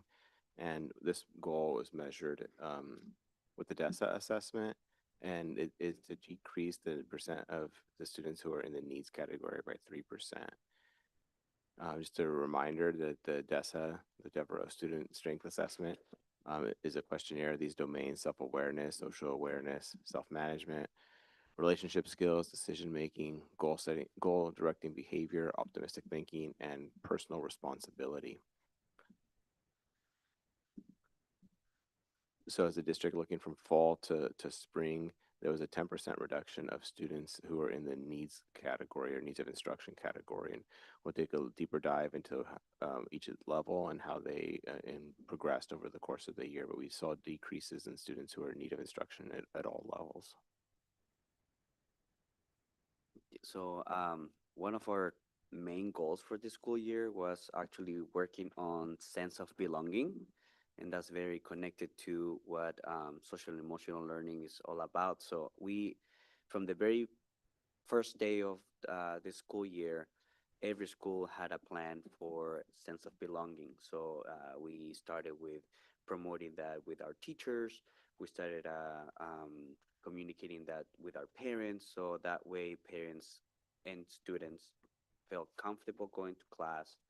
We were talking about creating safe environments for everybody, welcoming students with a smile from the first time they entered school, actually before when they go to the bus, and all the way to the end when you say bye and they go home. So sense of belonging was a school district goal that we've been working really hard all throughout the year.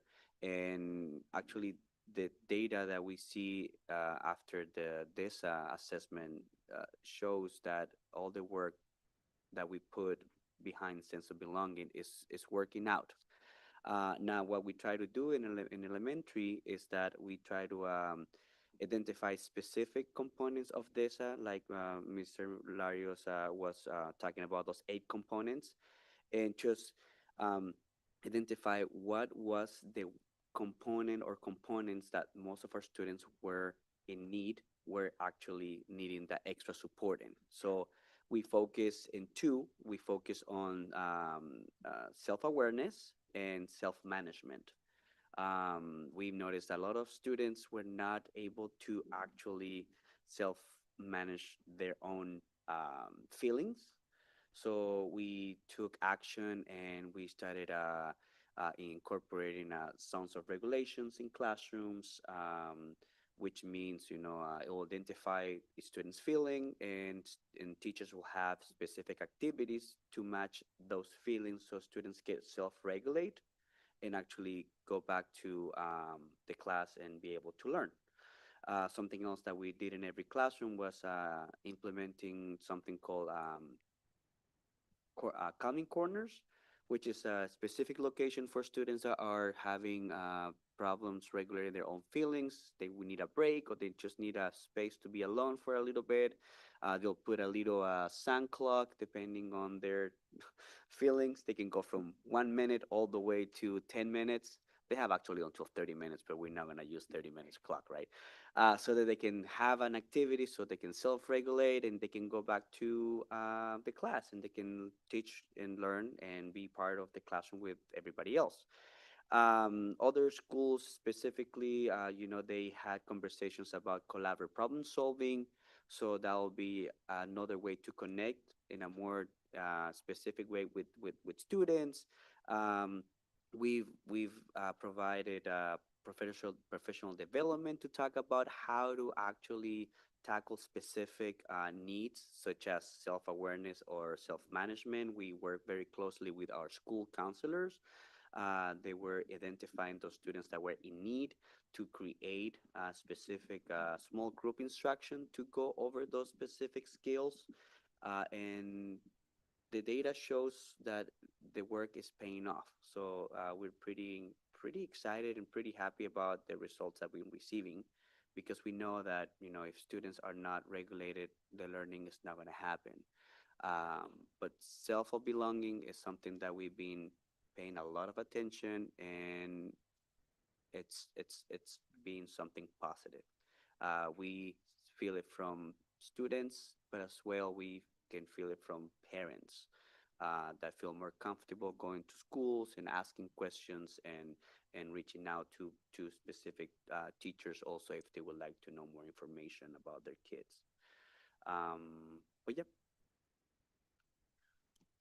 When it says the norm, 16%, what norm are you referring to? So when you look at the data itself, it says that the norm of students to be in need category is 16%, and that's kind of the normal. For Oregon, for the United States, for It's the for everybody world? that I mean, takes that assessment. okay. And we are in the 6%, so it's pretty positive. Okay, now the 60, we don't have the data for each one of those 8 domains, right? But the 16% is also talking about those domains, right? Like I said before, we focus on those 2.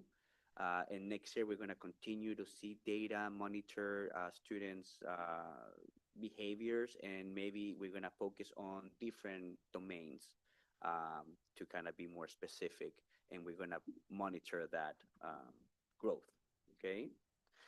Something else, in every elementary school, in our master schedule, we have 30 minutes, up to 30 minutes for social emotional learning, so in which we have a scope and sequence, we have a curriculum ready for teachers that would allow teachers to have conversations and actually be more purposeful with that time to teach skills and to teach strategies for students to, identify their own behavior, their own feeling.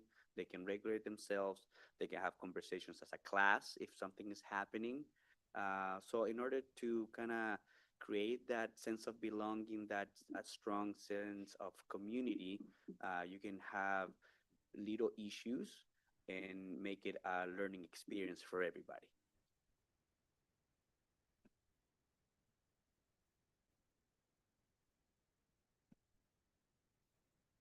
So for, go ahead. Just the sample.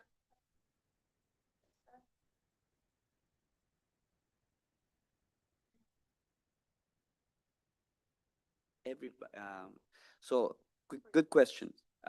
Teachers are the one that take this survey.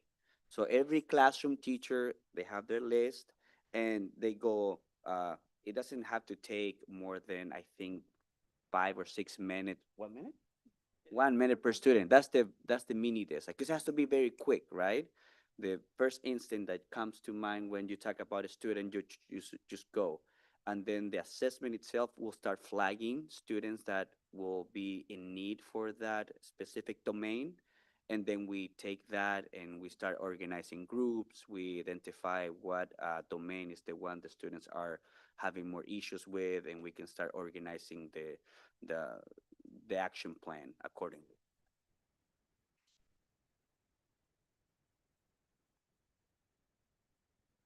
Yes, during conferences is the time that teachers can report all the information. Huh?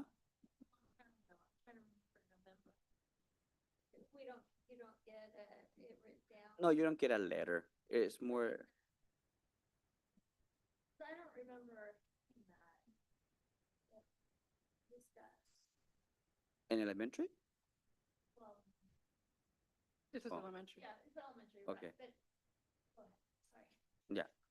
So these domains are observations made by the educators? Yes. I mean, teachers are the one that knows the student the best. So, we kind of very respect and value, and we actually believe the teachers' input. Right.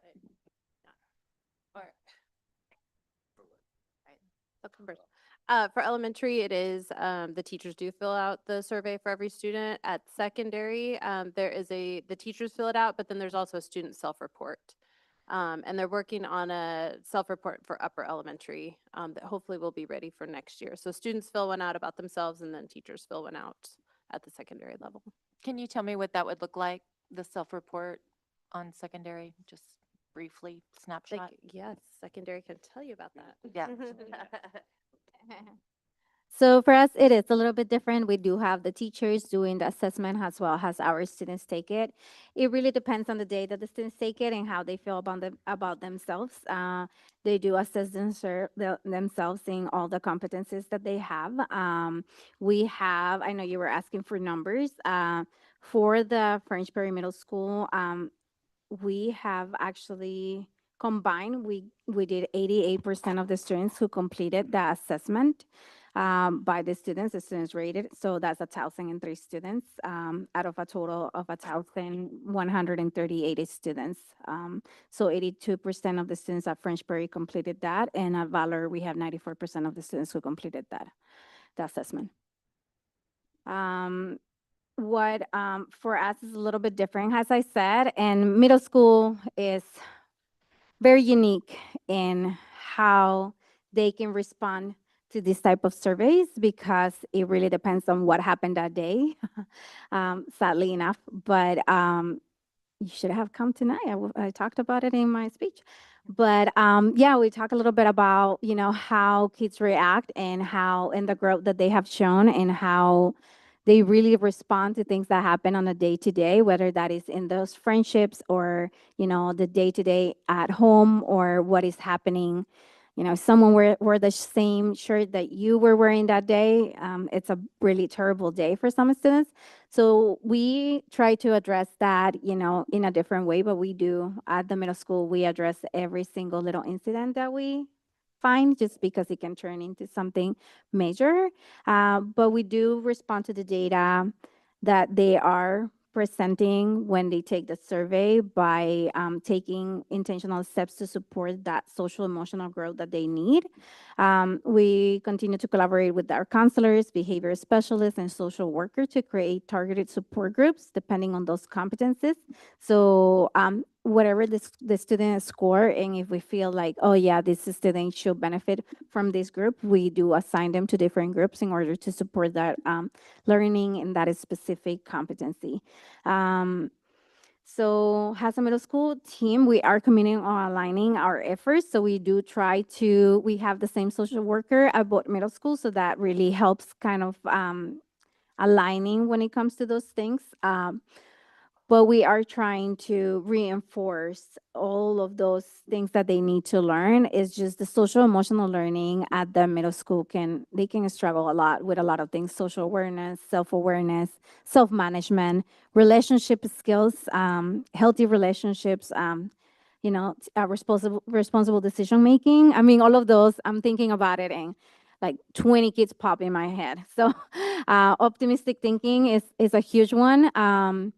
We have noticed when we review the data, because we have the ability to compare it from teacher and students, we notice that there's a huge discrepancy from what we see in them to the way that they see themselves sometimes. And that gives us like a huge, like, you know, like vision of what we need to work on with them and what we need to do in order to support them, because we see them in a different light and they see themselves sometimes in a completely different light. And I'm like, I can't believe they scored themselves so low.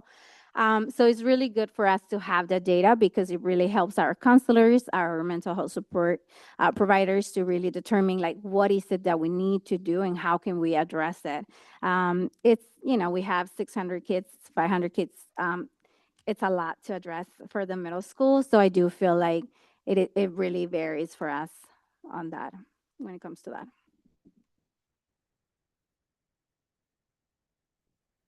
So for high school, we did see kind of a reduction in the needs category over the 3 administrations this year.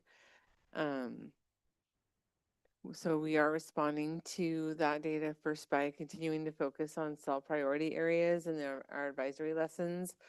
One of the areas that students rate is the area of need is social awareness. So we do a lot of like care and connect activities as part of advisory to get students kind of talking and interacting with each other. They rated themselves as being stronger in goal-directed behavior and relationship skills. And so those are areas we try to emphasize as, you know, areas for students to feel a sense of pride and feel a sense of connection just in how they're exercising their skills. So we do see alignment between the student ratings and the teacher ratings over the 3 administrations. So, over the 4 grade levels. So in freshman year, there's a big divide. Students don't rate themselves very high in terms of what they think are strengths. They see a lot of weaknesses in themselves, and then teachers are rating them higher, and that gap kind of becomes smaller and smaller as they get older to senior year. So We do use DESA in MTSS grade level meetings when we identify students who might have other areas of need such as academics, attendance. And then we also are looking to, as a future goal, increase our counselor run groups with new curriculum that's kind of focused on those 8 SEL areas. So those are kind of our goals around DESA and SEL instruction. Mm-hmm.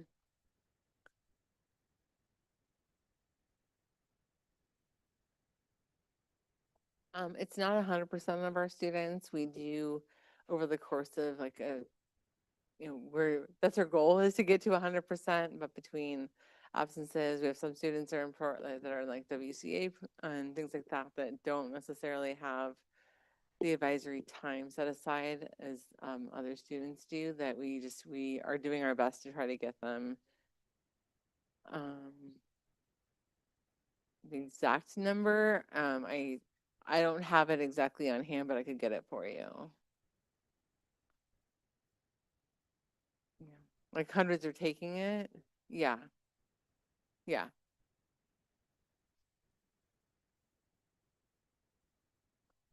Yeah. I think it might have just been the timing of when the meeting was versus when we were trying to collect data for it.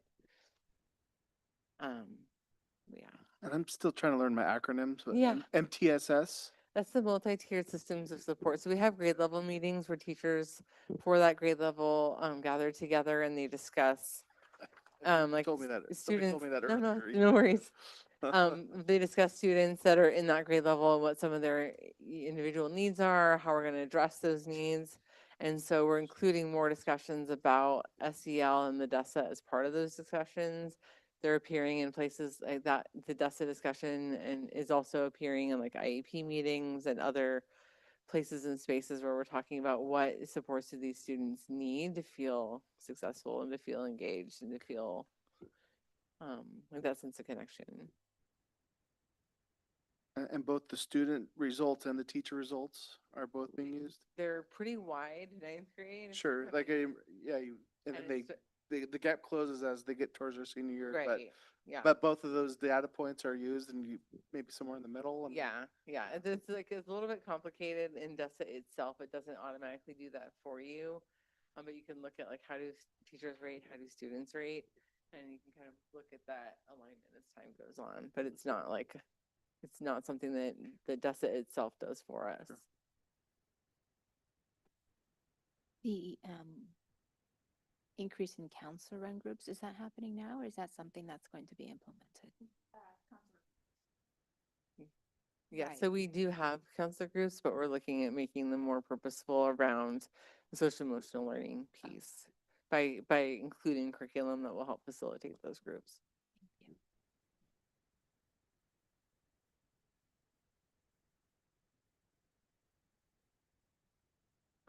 Our next goal is not, it's something we're all really familiar with and I've been talking about all year, and that's attendance. Just how important it is to have our kids here on a regular basis so that they get all the benefits of all these different instructional opportunities. So our goal this year was to have 59% of our students be regular attenders, and that was our longitudinal performance growth target.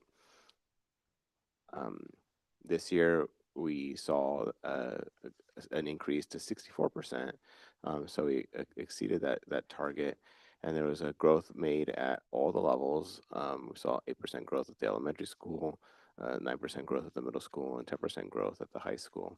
I was really proud of that growth and the work that the teams have been doing to really work on focusing getting kids here on a more regular basis. And so we'll highlight some of that outstanding work to get kids here in our classrooms.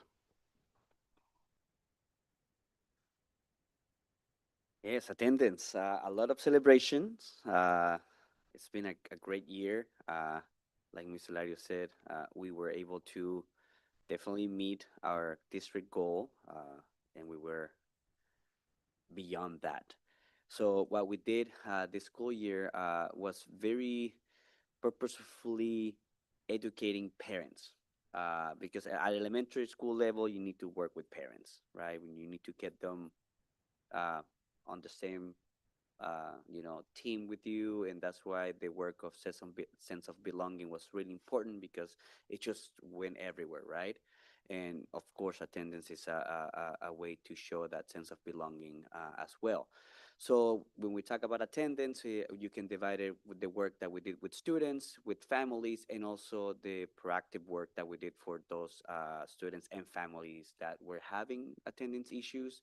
So for when we talk about students, we came up with a lot of different ideas on how to celebrate attendance with students. We did attendance parties, certificates, recognition, assemblies, individual plans and incentives. Um, we did specific competitions within grade levels and classrooms. So we just got creative. So students felt that, it was fun to come to school and they felt that they were recognized just for coming to school. So that was really, really impactful, and we're gonna replicate a lot of that next school year.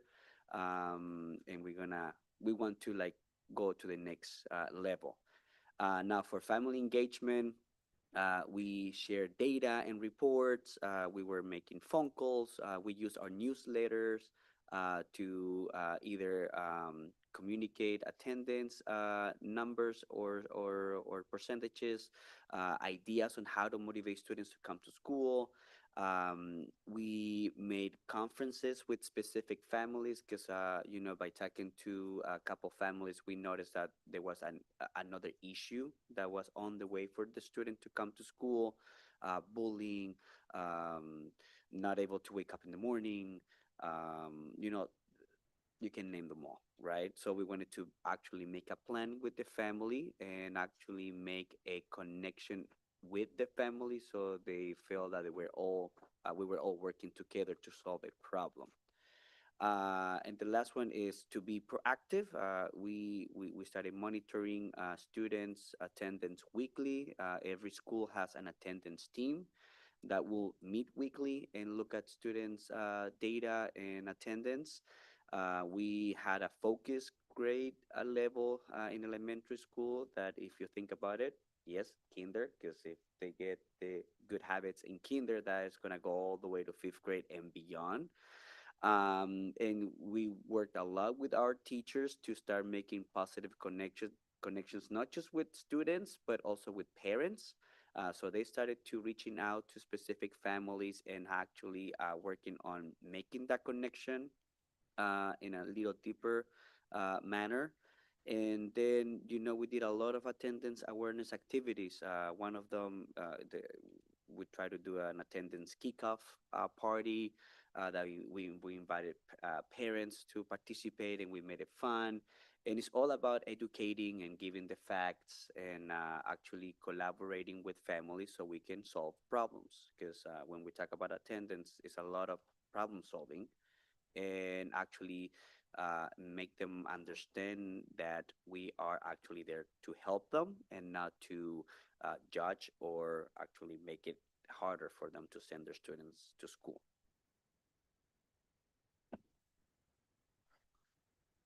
I got questions. Go ahead. Sorry. For one, the goal was 59%. Now, was that goal dictated to us or was that assigned to us, or how did we get to that 59%? And then I guess my follow-up question is, what are our goals, or have they been determined for the 25-26 year? Yeah, that goal, 59%, was set collaboratively with the Department of Education, looking at what was considered to be rigorous yet attainable improvement. ODE. So, yeah, determined at 59. ODE for And- the longitudinal performance growth target. Okay. And will ODE also be determining next year's then? Sorry to. Yeah, that's already it's set for next year. Okay. And then also, so you listed here all of the bullets that got us to 64%. Moving forward, do we have more bullets, more strategies to add to this, or is it the same path and just get better at these bullets that are existing? Or because we had this great increase, is it just keep the same course and just get better at it? Or are there missing bullet points here that we want to enact for the next year? In the working of actually creating a plan for attendance, we fail many times. So we learn lessons, right? So for example, I mentioned the kickoff party. And this is something that we tried at Nellie Muir, and I know those schools are trying to do something similar. For example, my lesson was I did that kickoff party in November, right? No, because parents were already like, they invited me to this party, but I know they're gonna like talk about why I'm not sending my student to school, so lesson learned. Next year, we're gonna do it before the school starts, and we have already all the names that we want to invite, and we want to make it positive. We want to make individual plans from day one. Yeah. So that's kind of lessons that we learn along the way. Yeah. Something else is actually segregating the data of our students and actually making sure that we are looking at specific groups. What's going on with, I don't know, unfortunately, our McKinney-Bento students or our homeless students, which are McKinney-Bento. But, to be more specific and kind of create activities targeting those families and actually reaching out to that group of students and be more proactive. What else? What else have we talked about in terms of attendance? Every school has an attendance committee. Yeah. Mhm. So some different schools have different needs, different as you Rankin Jackson. I can speak, for Washington, for example.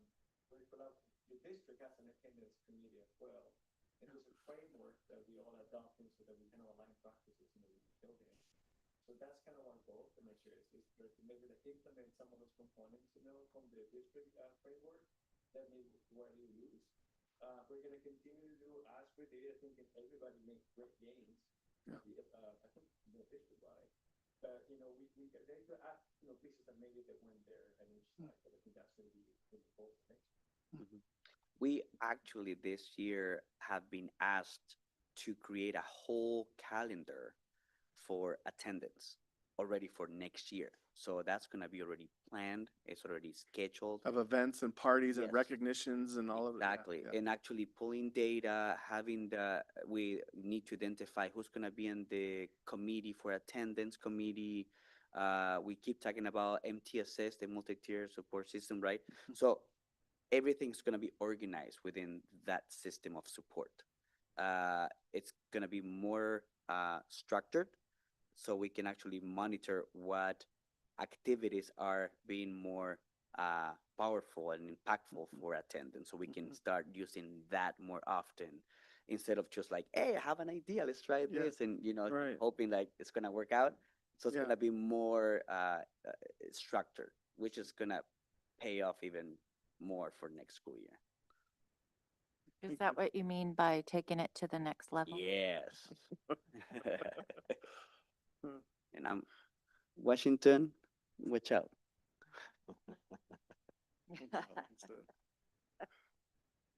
So for the middle school level, our attendance also increased at 65%, from 56 to 65%. I think, in honesty, when you ask what did we do, what didn't we do, I feel like we have done so many things. So, I mean, so many things that we have done in order to have students attend and be present. We did start also doing a lot of new practices.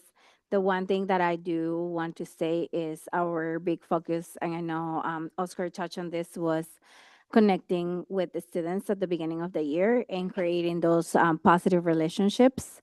And I think that has helped a lot in the building. And I have heard that a lot, like you can feel the difference when you walk and Valor is kids feel welcome, families feel welcome, is really, really different. And I think the culture of the school has been changing a lot, and it's great to feel that.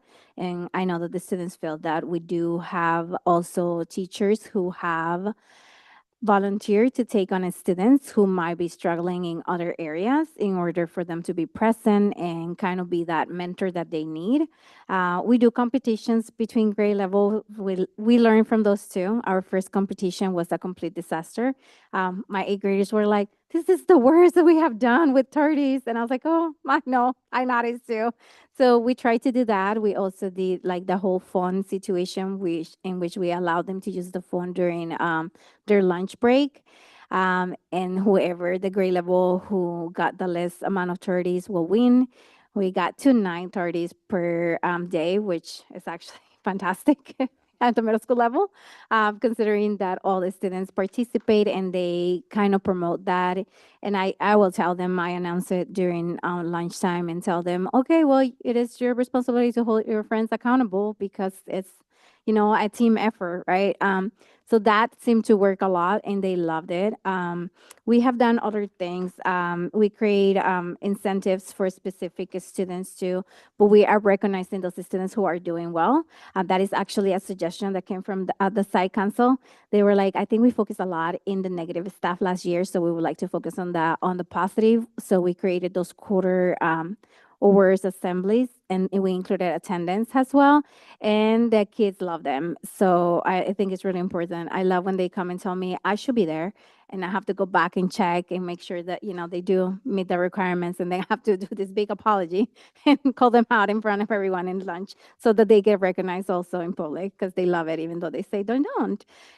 We do a lot of positive office referrals. We do early and frequent contact with families as well. We send postcards home.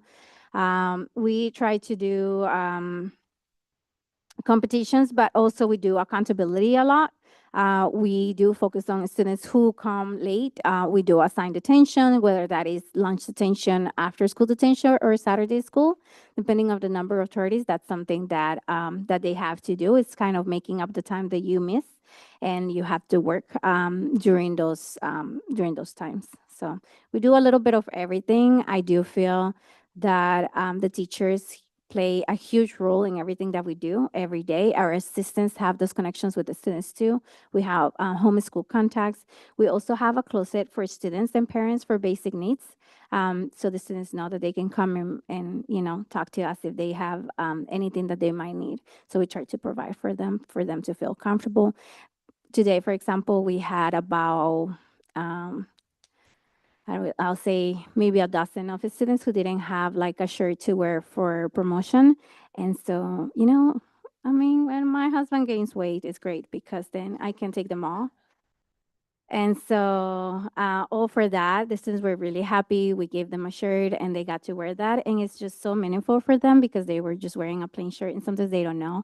And so I just went and pulled them all out and we brought them into the office and we just let them choose the shirt. And so they were really happy with it. And they were like, can we keep it? And I was like, yeah, of course you can keep it. So even though they say they didn't want it, I think, it shows how much we care for them and how much we're willing to go above and beyond for the students. And I just love that because the minute that my teachers saw me, they started like getting all the students to come into the office and taking them to the stage and getting clothes and getting them the things that they needed. And they look fantastic. In honesty, I was so proud of them and they were so thankful. So I think, those are the little things that sometimes make the most impact are, having lunch with me. They love having lunch with me, believe it or not. I don't know why. I'm super strict, but they do. We sit down, we have lunch. When I give them rides home, I take them to El Paisanito if they want to stay after school. So it's the little things that really matter to them, and making those connections are so important. And I think that's what has been working at the middle school level, just connecting with those students, with everyone. Just to clarify, Yes. these comments and these bullets represent both Valor and French Prairie? Yes. They're not Yeah. just from your personal experience at Valor? Yeah. They represent. Yeah. Okay. But I know they're doing a lot of the same things. We work together on working a lot on aligning and making sure that we're doing things, to really support the students. I know that they do a lot of fundraising at French Prairie, and they do a lot of things to support the students as well.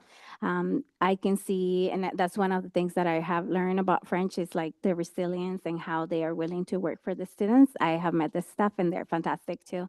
I think the teachers that go above and beyond for their students, and I can see that. Yeah.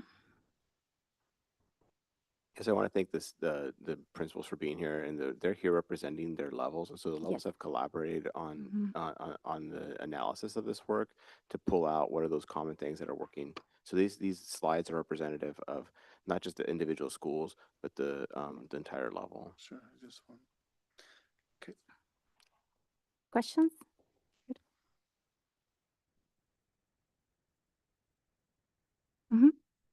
Yeah.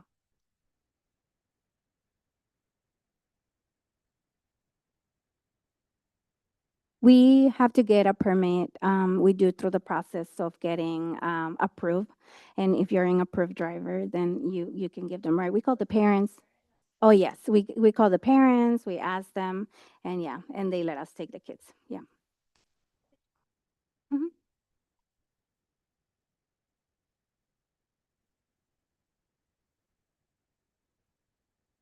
We are actually approved drivers. We are allowed to drive kids when we need to.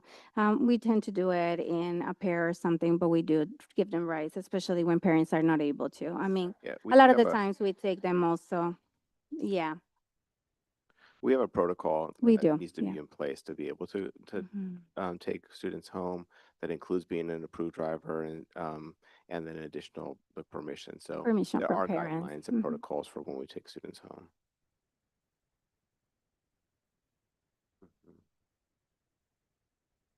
Well, just to clarify, I did witness the choir event where there was a group of students that literally were waiting for Miss Hanson's to take her, not just one or two, but a group Yeah. to be taken home. So, but Yeah. I mean, I think, yeah, it is. It's always, there's a liability for everything that we do actually and every day. But I think, if I have the opportunity to support the families, I love to do that, especially because they struggle. A lot of the times I do have to give rides to whole families just because they're waiting for a taxi. I'm on my way. Why would I not do that? I think it's really important. Knowing the demographics and knowing the need that our families have, it's always something that you know what? I go drop them off. A lot of the times they're like, "Come in, we're gonna feed you." I'm like, "No, no, no, it's late. I need to go home and feed my family too." Actually, my husband waits for me with food, but I think it's great, just to be able to support students in any way that we can, and that's the way that we connect with them, and they love it. So yeah, yeah. Thank, Art. thank you. Yeah. Sorry, I'm not gonna give it. I will.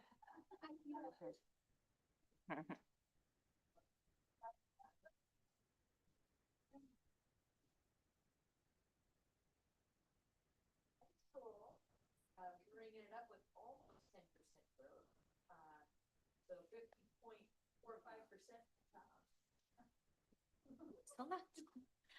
My bellowing voice. Went from 50.45 to 60.2, so almost a 10% growth there. And again, I think as we look at the things that we are doing, a lot of these are also around, it's not just about trying to get students to 90%. And I always, when we talk to parents, and I think when we also talk to the board, we're talking about the difference between 13 and 14 days. That's literally the difference between being a regular attender and a not regular attender. And once a student hits those 14 days, there's no way to retrieve that. So a lot of what we're doing, I mean, you see here, is really targeted at students who we know may not make that 90% target, but who we know need to be at school. So using the 9th grade victory classes, again, those are students who attendance in middle school is one of the criteria that's used to identify students who would benefit from those. The HSC's monitoring caseloads of students who qualify for McKinney-Vento. I think also that disaggregation of data is very important. So McKinney-Vento students were one of the students groups that had the lowest attendance rates at the high school, but we also looked at how did those particular students qualify. So we had a lot of students who were in doubled up situations, but we also had the group with the lowest attendance rates or the lowest regular attender rates was actually our unaccompanied youth. So people who weren't living with their parents. And that requires a very different strategy because where we would normally be reaching out to the parents and talking to them about getting their kids to school, these are students who don't live with their parents. And so how do we outreach and support with those students? And I think what we're beginning to see is some trends. We've seen it with 9th grade and with 12th grade. I think the work toward the really starting at 9th grade and addressing attendance early was successful this year. I think we need to do the same thing with our McKinney-Vento students and saying like, look, before attendance becomes an issue, there's going to be needs that are going to come up. We know you aren't with your family. That's not someone we're going to be able to reach out to you. How do we continue to keep that going? There's also the positive piece, so trying to encourage when students are going well, so positive postcards home, celebrating student progress, Be Here Bulldog incentives for students who are working on an attendance plan. And then I think, and again, this is one where you start to see the pattern and then you address it, but really looking at students who are struggling with particular periods of the day, maybe it's the beginning of the day or end of the day, and looking at their schedule and saying, let's get you into the class that you're most excited about first period, because that's going to get you to school for the day. And then we'll work on keeping you here after that part.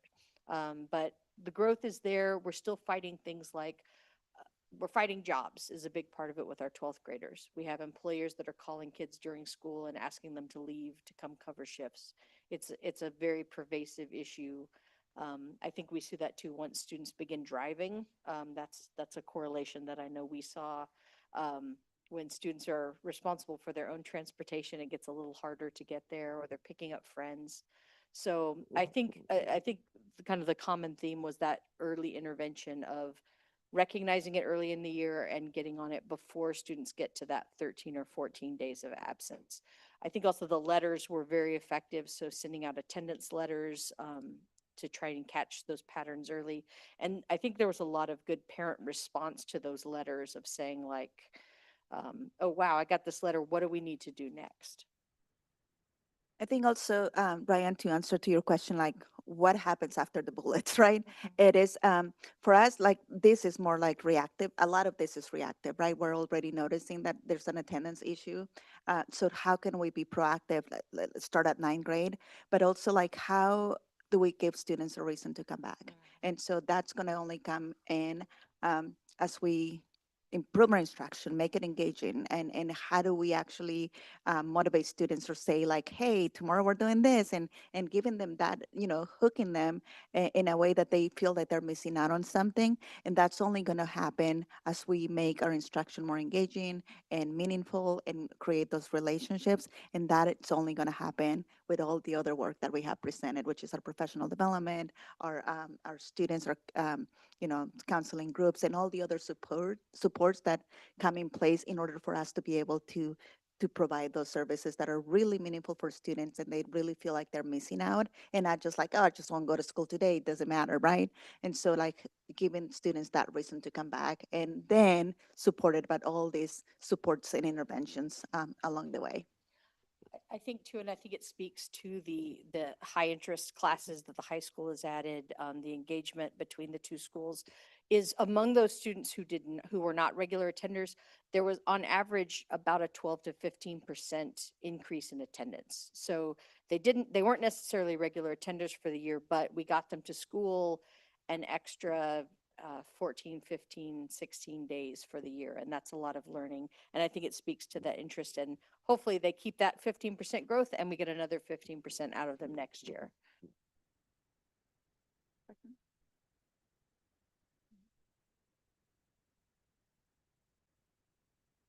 Our final goal for tonight is a little bit different than the other goals that we've looked at. The other goals have really been focused on student outcomes.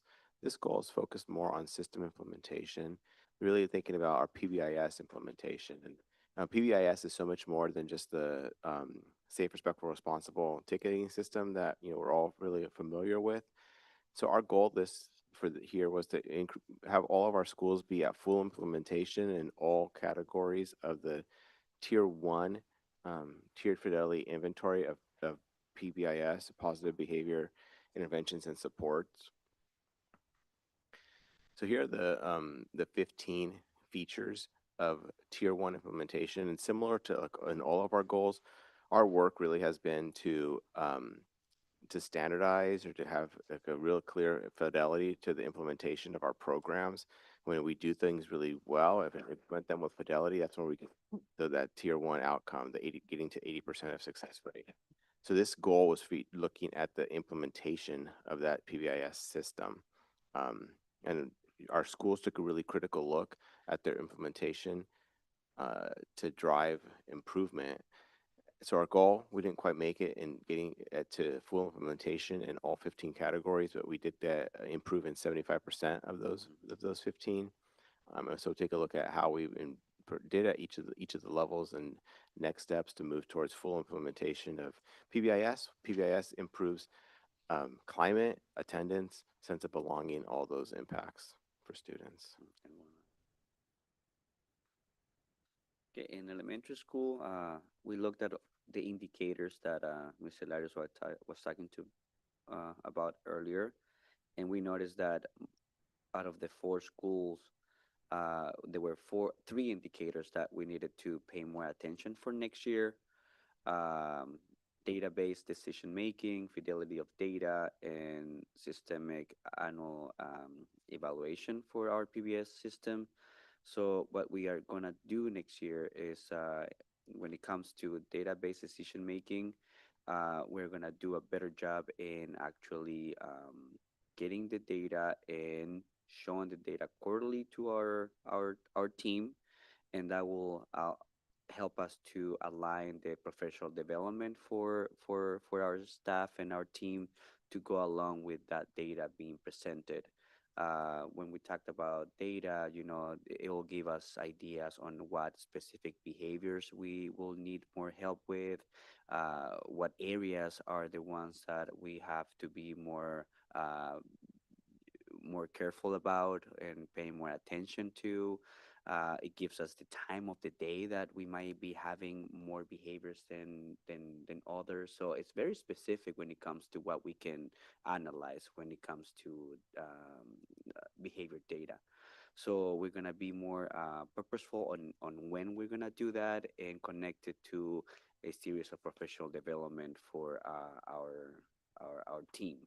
When it comes to fidelity, we're gonna work very strong and hard on actually collecting the accurate data and putting that data in our system in a time manner, because sometimes we have one person in charge of the whole collecting and putting the data in the system, and that person might be gone, and then you don't have anything in the system for 3 days, and then how are you supposed to make accurate decisions when the data is not accurate, right? So we're gonna be more on top of that this year. At the same time, we're gonna be presenting our behavior flow chart to the team 3 times a year, so that way it's cohesive and everybody's on the same page on how to identify and follow the behavior chart. Also identifying minors and major referrals, when you write a major referral versus when it's minor, because something that might be behavior for some people can be a major referral, some other people can be a minor referral. So we need to be on the same page, right? That way we can create plans more accordingly to the real data and the situation that we might be having at schools. And the last one is a systemic annual evaluation. So this is all about like actually sharing our inventory for our PBS, not with only teachers, but also with our community, with our parents. So that way they are also informed and aware of what's going on at our school. Okay, and also sharing our action plan on how we are planning to improve when it comes to PBIS in our schools. Is this PBIS a state mandated, or is it something that we? It's district. District. Yes. It's a frame. Acronym.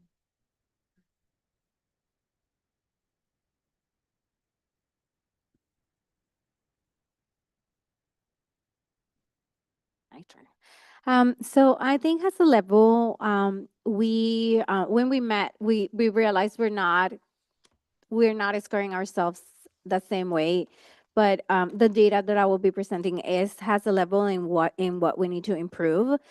We discussed the team composition. We do a really good job, and we have amazing teams that have teachers, classified stuff. But I think the part that we're missing, at least for it's the parents and bringing parents in, and I think it's due to the time. We usually have these meetings really early in the morning, and that is, when the staff is available for the middle schools. So we have to host them at it's 7:15 in the morning, so it's really early.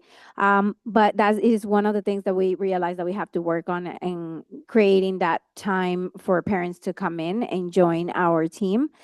Discipline policies and procedures. I know you talk about consistency too. That is something that we need to work as administrators at the middle school level, is that having that consistency across and align at both middle schools.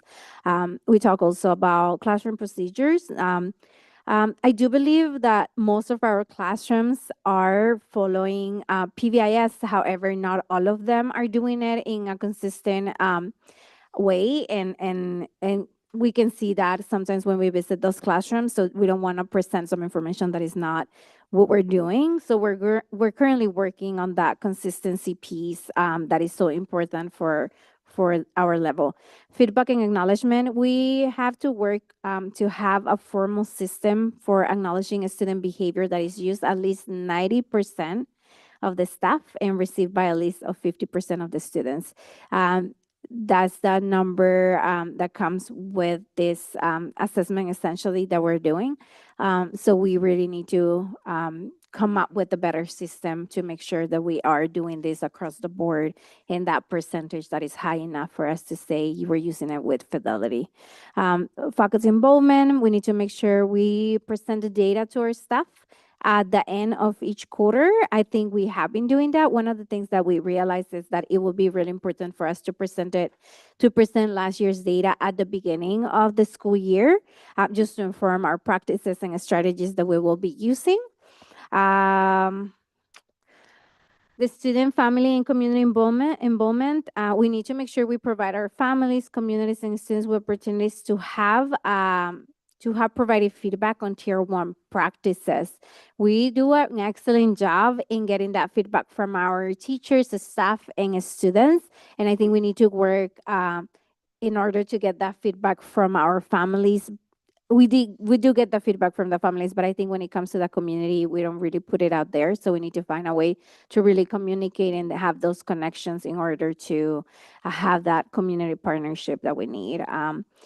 We need to review the data at least monthly. We have been doing it at the end of each quarter for the most part, but it's something that we need to work on. As a PBIS team, is work on reviewing the data every month to really see that impact that we need to see too. In the annual evaluation, I know you, Oscar, share a little bit about that too. We need to share it with the stakeholders as well, as staff, families, community, and the district in a usable format, something that is going to be really, easy for them to read and accessible for them to provide feedback to us. I went super fast. I realized that. But it is late, so. Go ahead. I do have Yeah. a question. Yeah. So I see in all 15 of these tier features, we either, or I guess 14 out of the 15 of the tiers, we either increase the amount of schools or stay the same, except for 1.12, which is discipline data. But I know we both mentioned trying to standardize that data so everyone's, but nobody really specifically called out 1.12 in the areas they need to focus in. So I was just wondering, why is that? Why is it 1.12 specifically called out? Because that's the data that shows that you actually have a decrease in schools there. So I'm just. For 1.2? For 1.12. Okay. Because we went from 6 to 5, where every other 112? category. You said 112? Yeah, 112. That's right. Um, And I know you all kind of touched on it, but I was just wondering what specifically is being done to address that shortfall, and we lost a school. And so I'm just wondering what's being done to address that. And I know you all kind of mentioned it, but I was just. Yeah. I'll go back to mine. So The district, one thing that we'll do is the next step is that we'll come alongside and we'll provide like coaching for the schools that did decrease.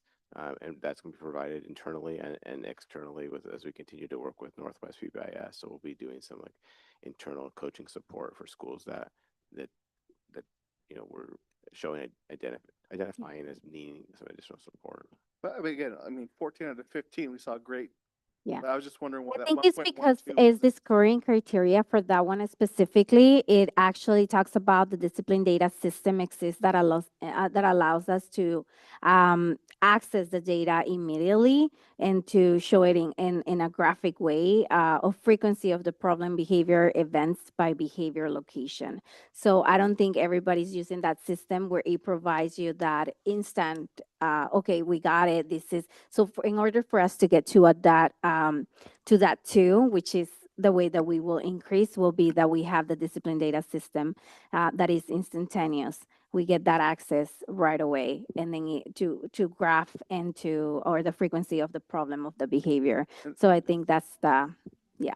Is that being implemented right now, or is that We have in the future? No, we have Swiss right now. I know that this is what we do a lot of the times. I know that you hear from me saying that I am doing the interim assessment, and French is not. We were piloting. I know that French piloted the whole Swiss that is being managed by the teachers. So that is a way for us to also, we're gonna go into that system now, and the teachers will get that instant notification, and they can see the referrals and all of that. So that's something that we are working on. It's not accessible right now. We haven't actually done it, at least for my building, but we were focusing on other things. So I think, for us to get to that score of 2, that's what we need to do.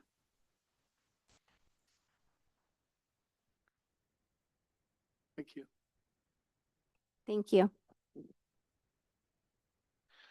All right, so now you get to hear from the high school, and I feel like that kid that was at graduation with letter Z, kind of closing off. So at the conclusion, maybe we'll get a little bit of cheer from everybody here, right? And I'm also here to give you more acronyms, and you'll get a test here at the end of at the end of this. But to get into the high school in PBIS, the metric that we use for monitoring our progress is the same from elementary to high school. So you're going to see some similarities from the middle school in the high school. And our team is composed of teachers, assistants, administrators, and behavior specialists. And we have consistently met monthly. And these are the 4 areas that we feel that we need to target for moving forward. We thought we had a good composition as far as teams, but we find out that we do have to have students involved, and so we're working just like the middle schoolers to get that involvement, trying to figure out, see if we can tap into our leadership classes to see if they can be part of our conversations. Classroom procedures would be one we want to get into classrooms as a team and do our own analyzing to figure out if what we're seeing and not necessarily what we're expecting is what we're seeing in the classroom. And that's one of the things that we were not able to do this year. And we're hoping that we can see that consistency, because we do put out through advisory, through all the other things that you have heard tonight, as we put parts of PBIS in there and the expectations that need to get covered, but we're seeing some inconsistency. So when we did this as a PBIS team committee, I can tell you the team was very hard on our monitoring. And it's very difficult, I think, to also rate, because you're either there or you're not. There's no in between.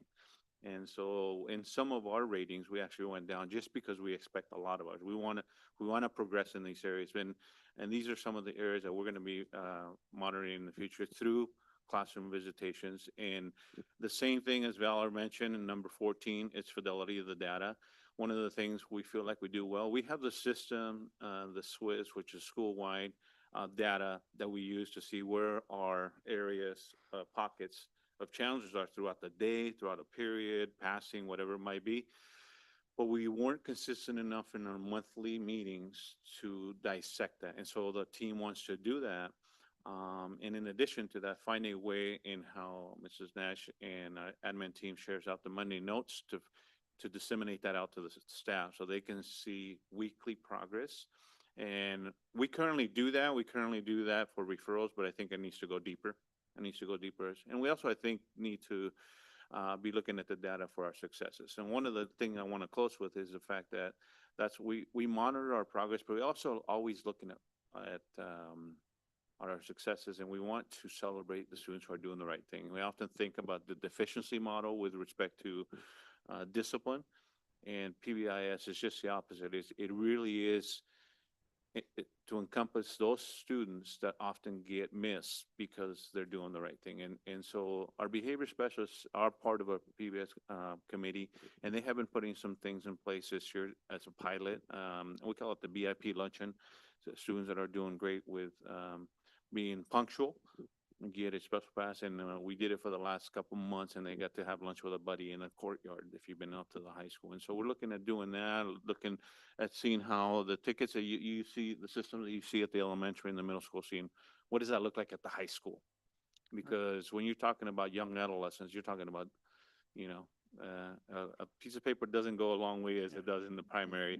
And so we have to think creative. I mean, you're talking seniors, right? I'm about to graduate. This is not going to mean much more to me. Pizza but- parties and the Pokemon cards are only exactly. go so far, yeah. But they do value friends, so we know that much. And so, you know, we're looking at constantly bringing that back to our committee so that we can see what is the next step forward. And like I said, these are the 4 things that we're going to be focusing in on for next year. Okay.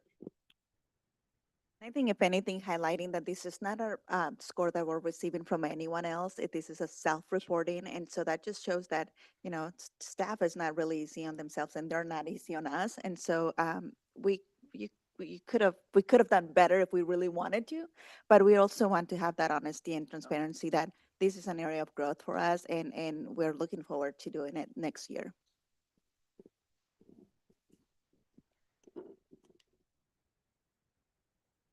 Compliment everybody. I feel really good, like it's a really positive direction and the intent, I appreciate the intentionality and the amount of attention and work. I mean, this is a lot of work and I appreciate that. And your patience, because like you could tell you guys are all exhausted.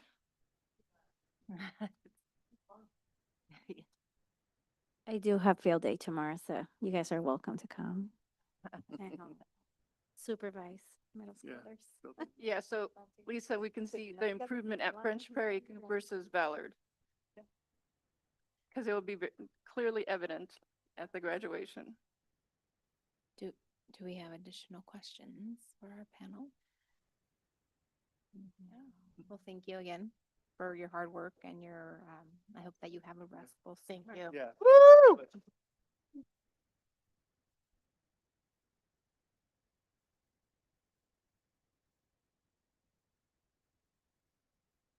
Okay.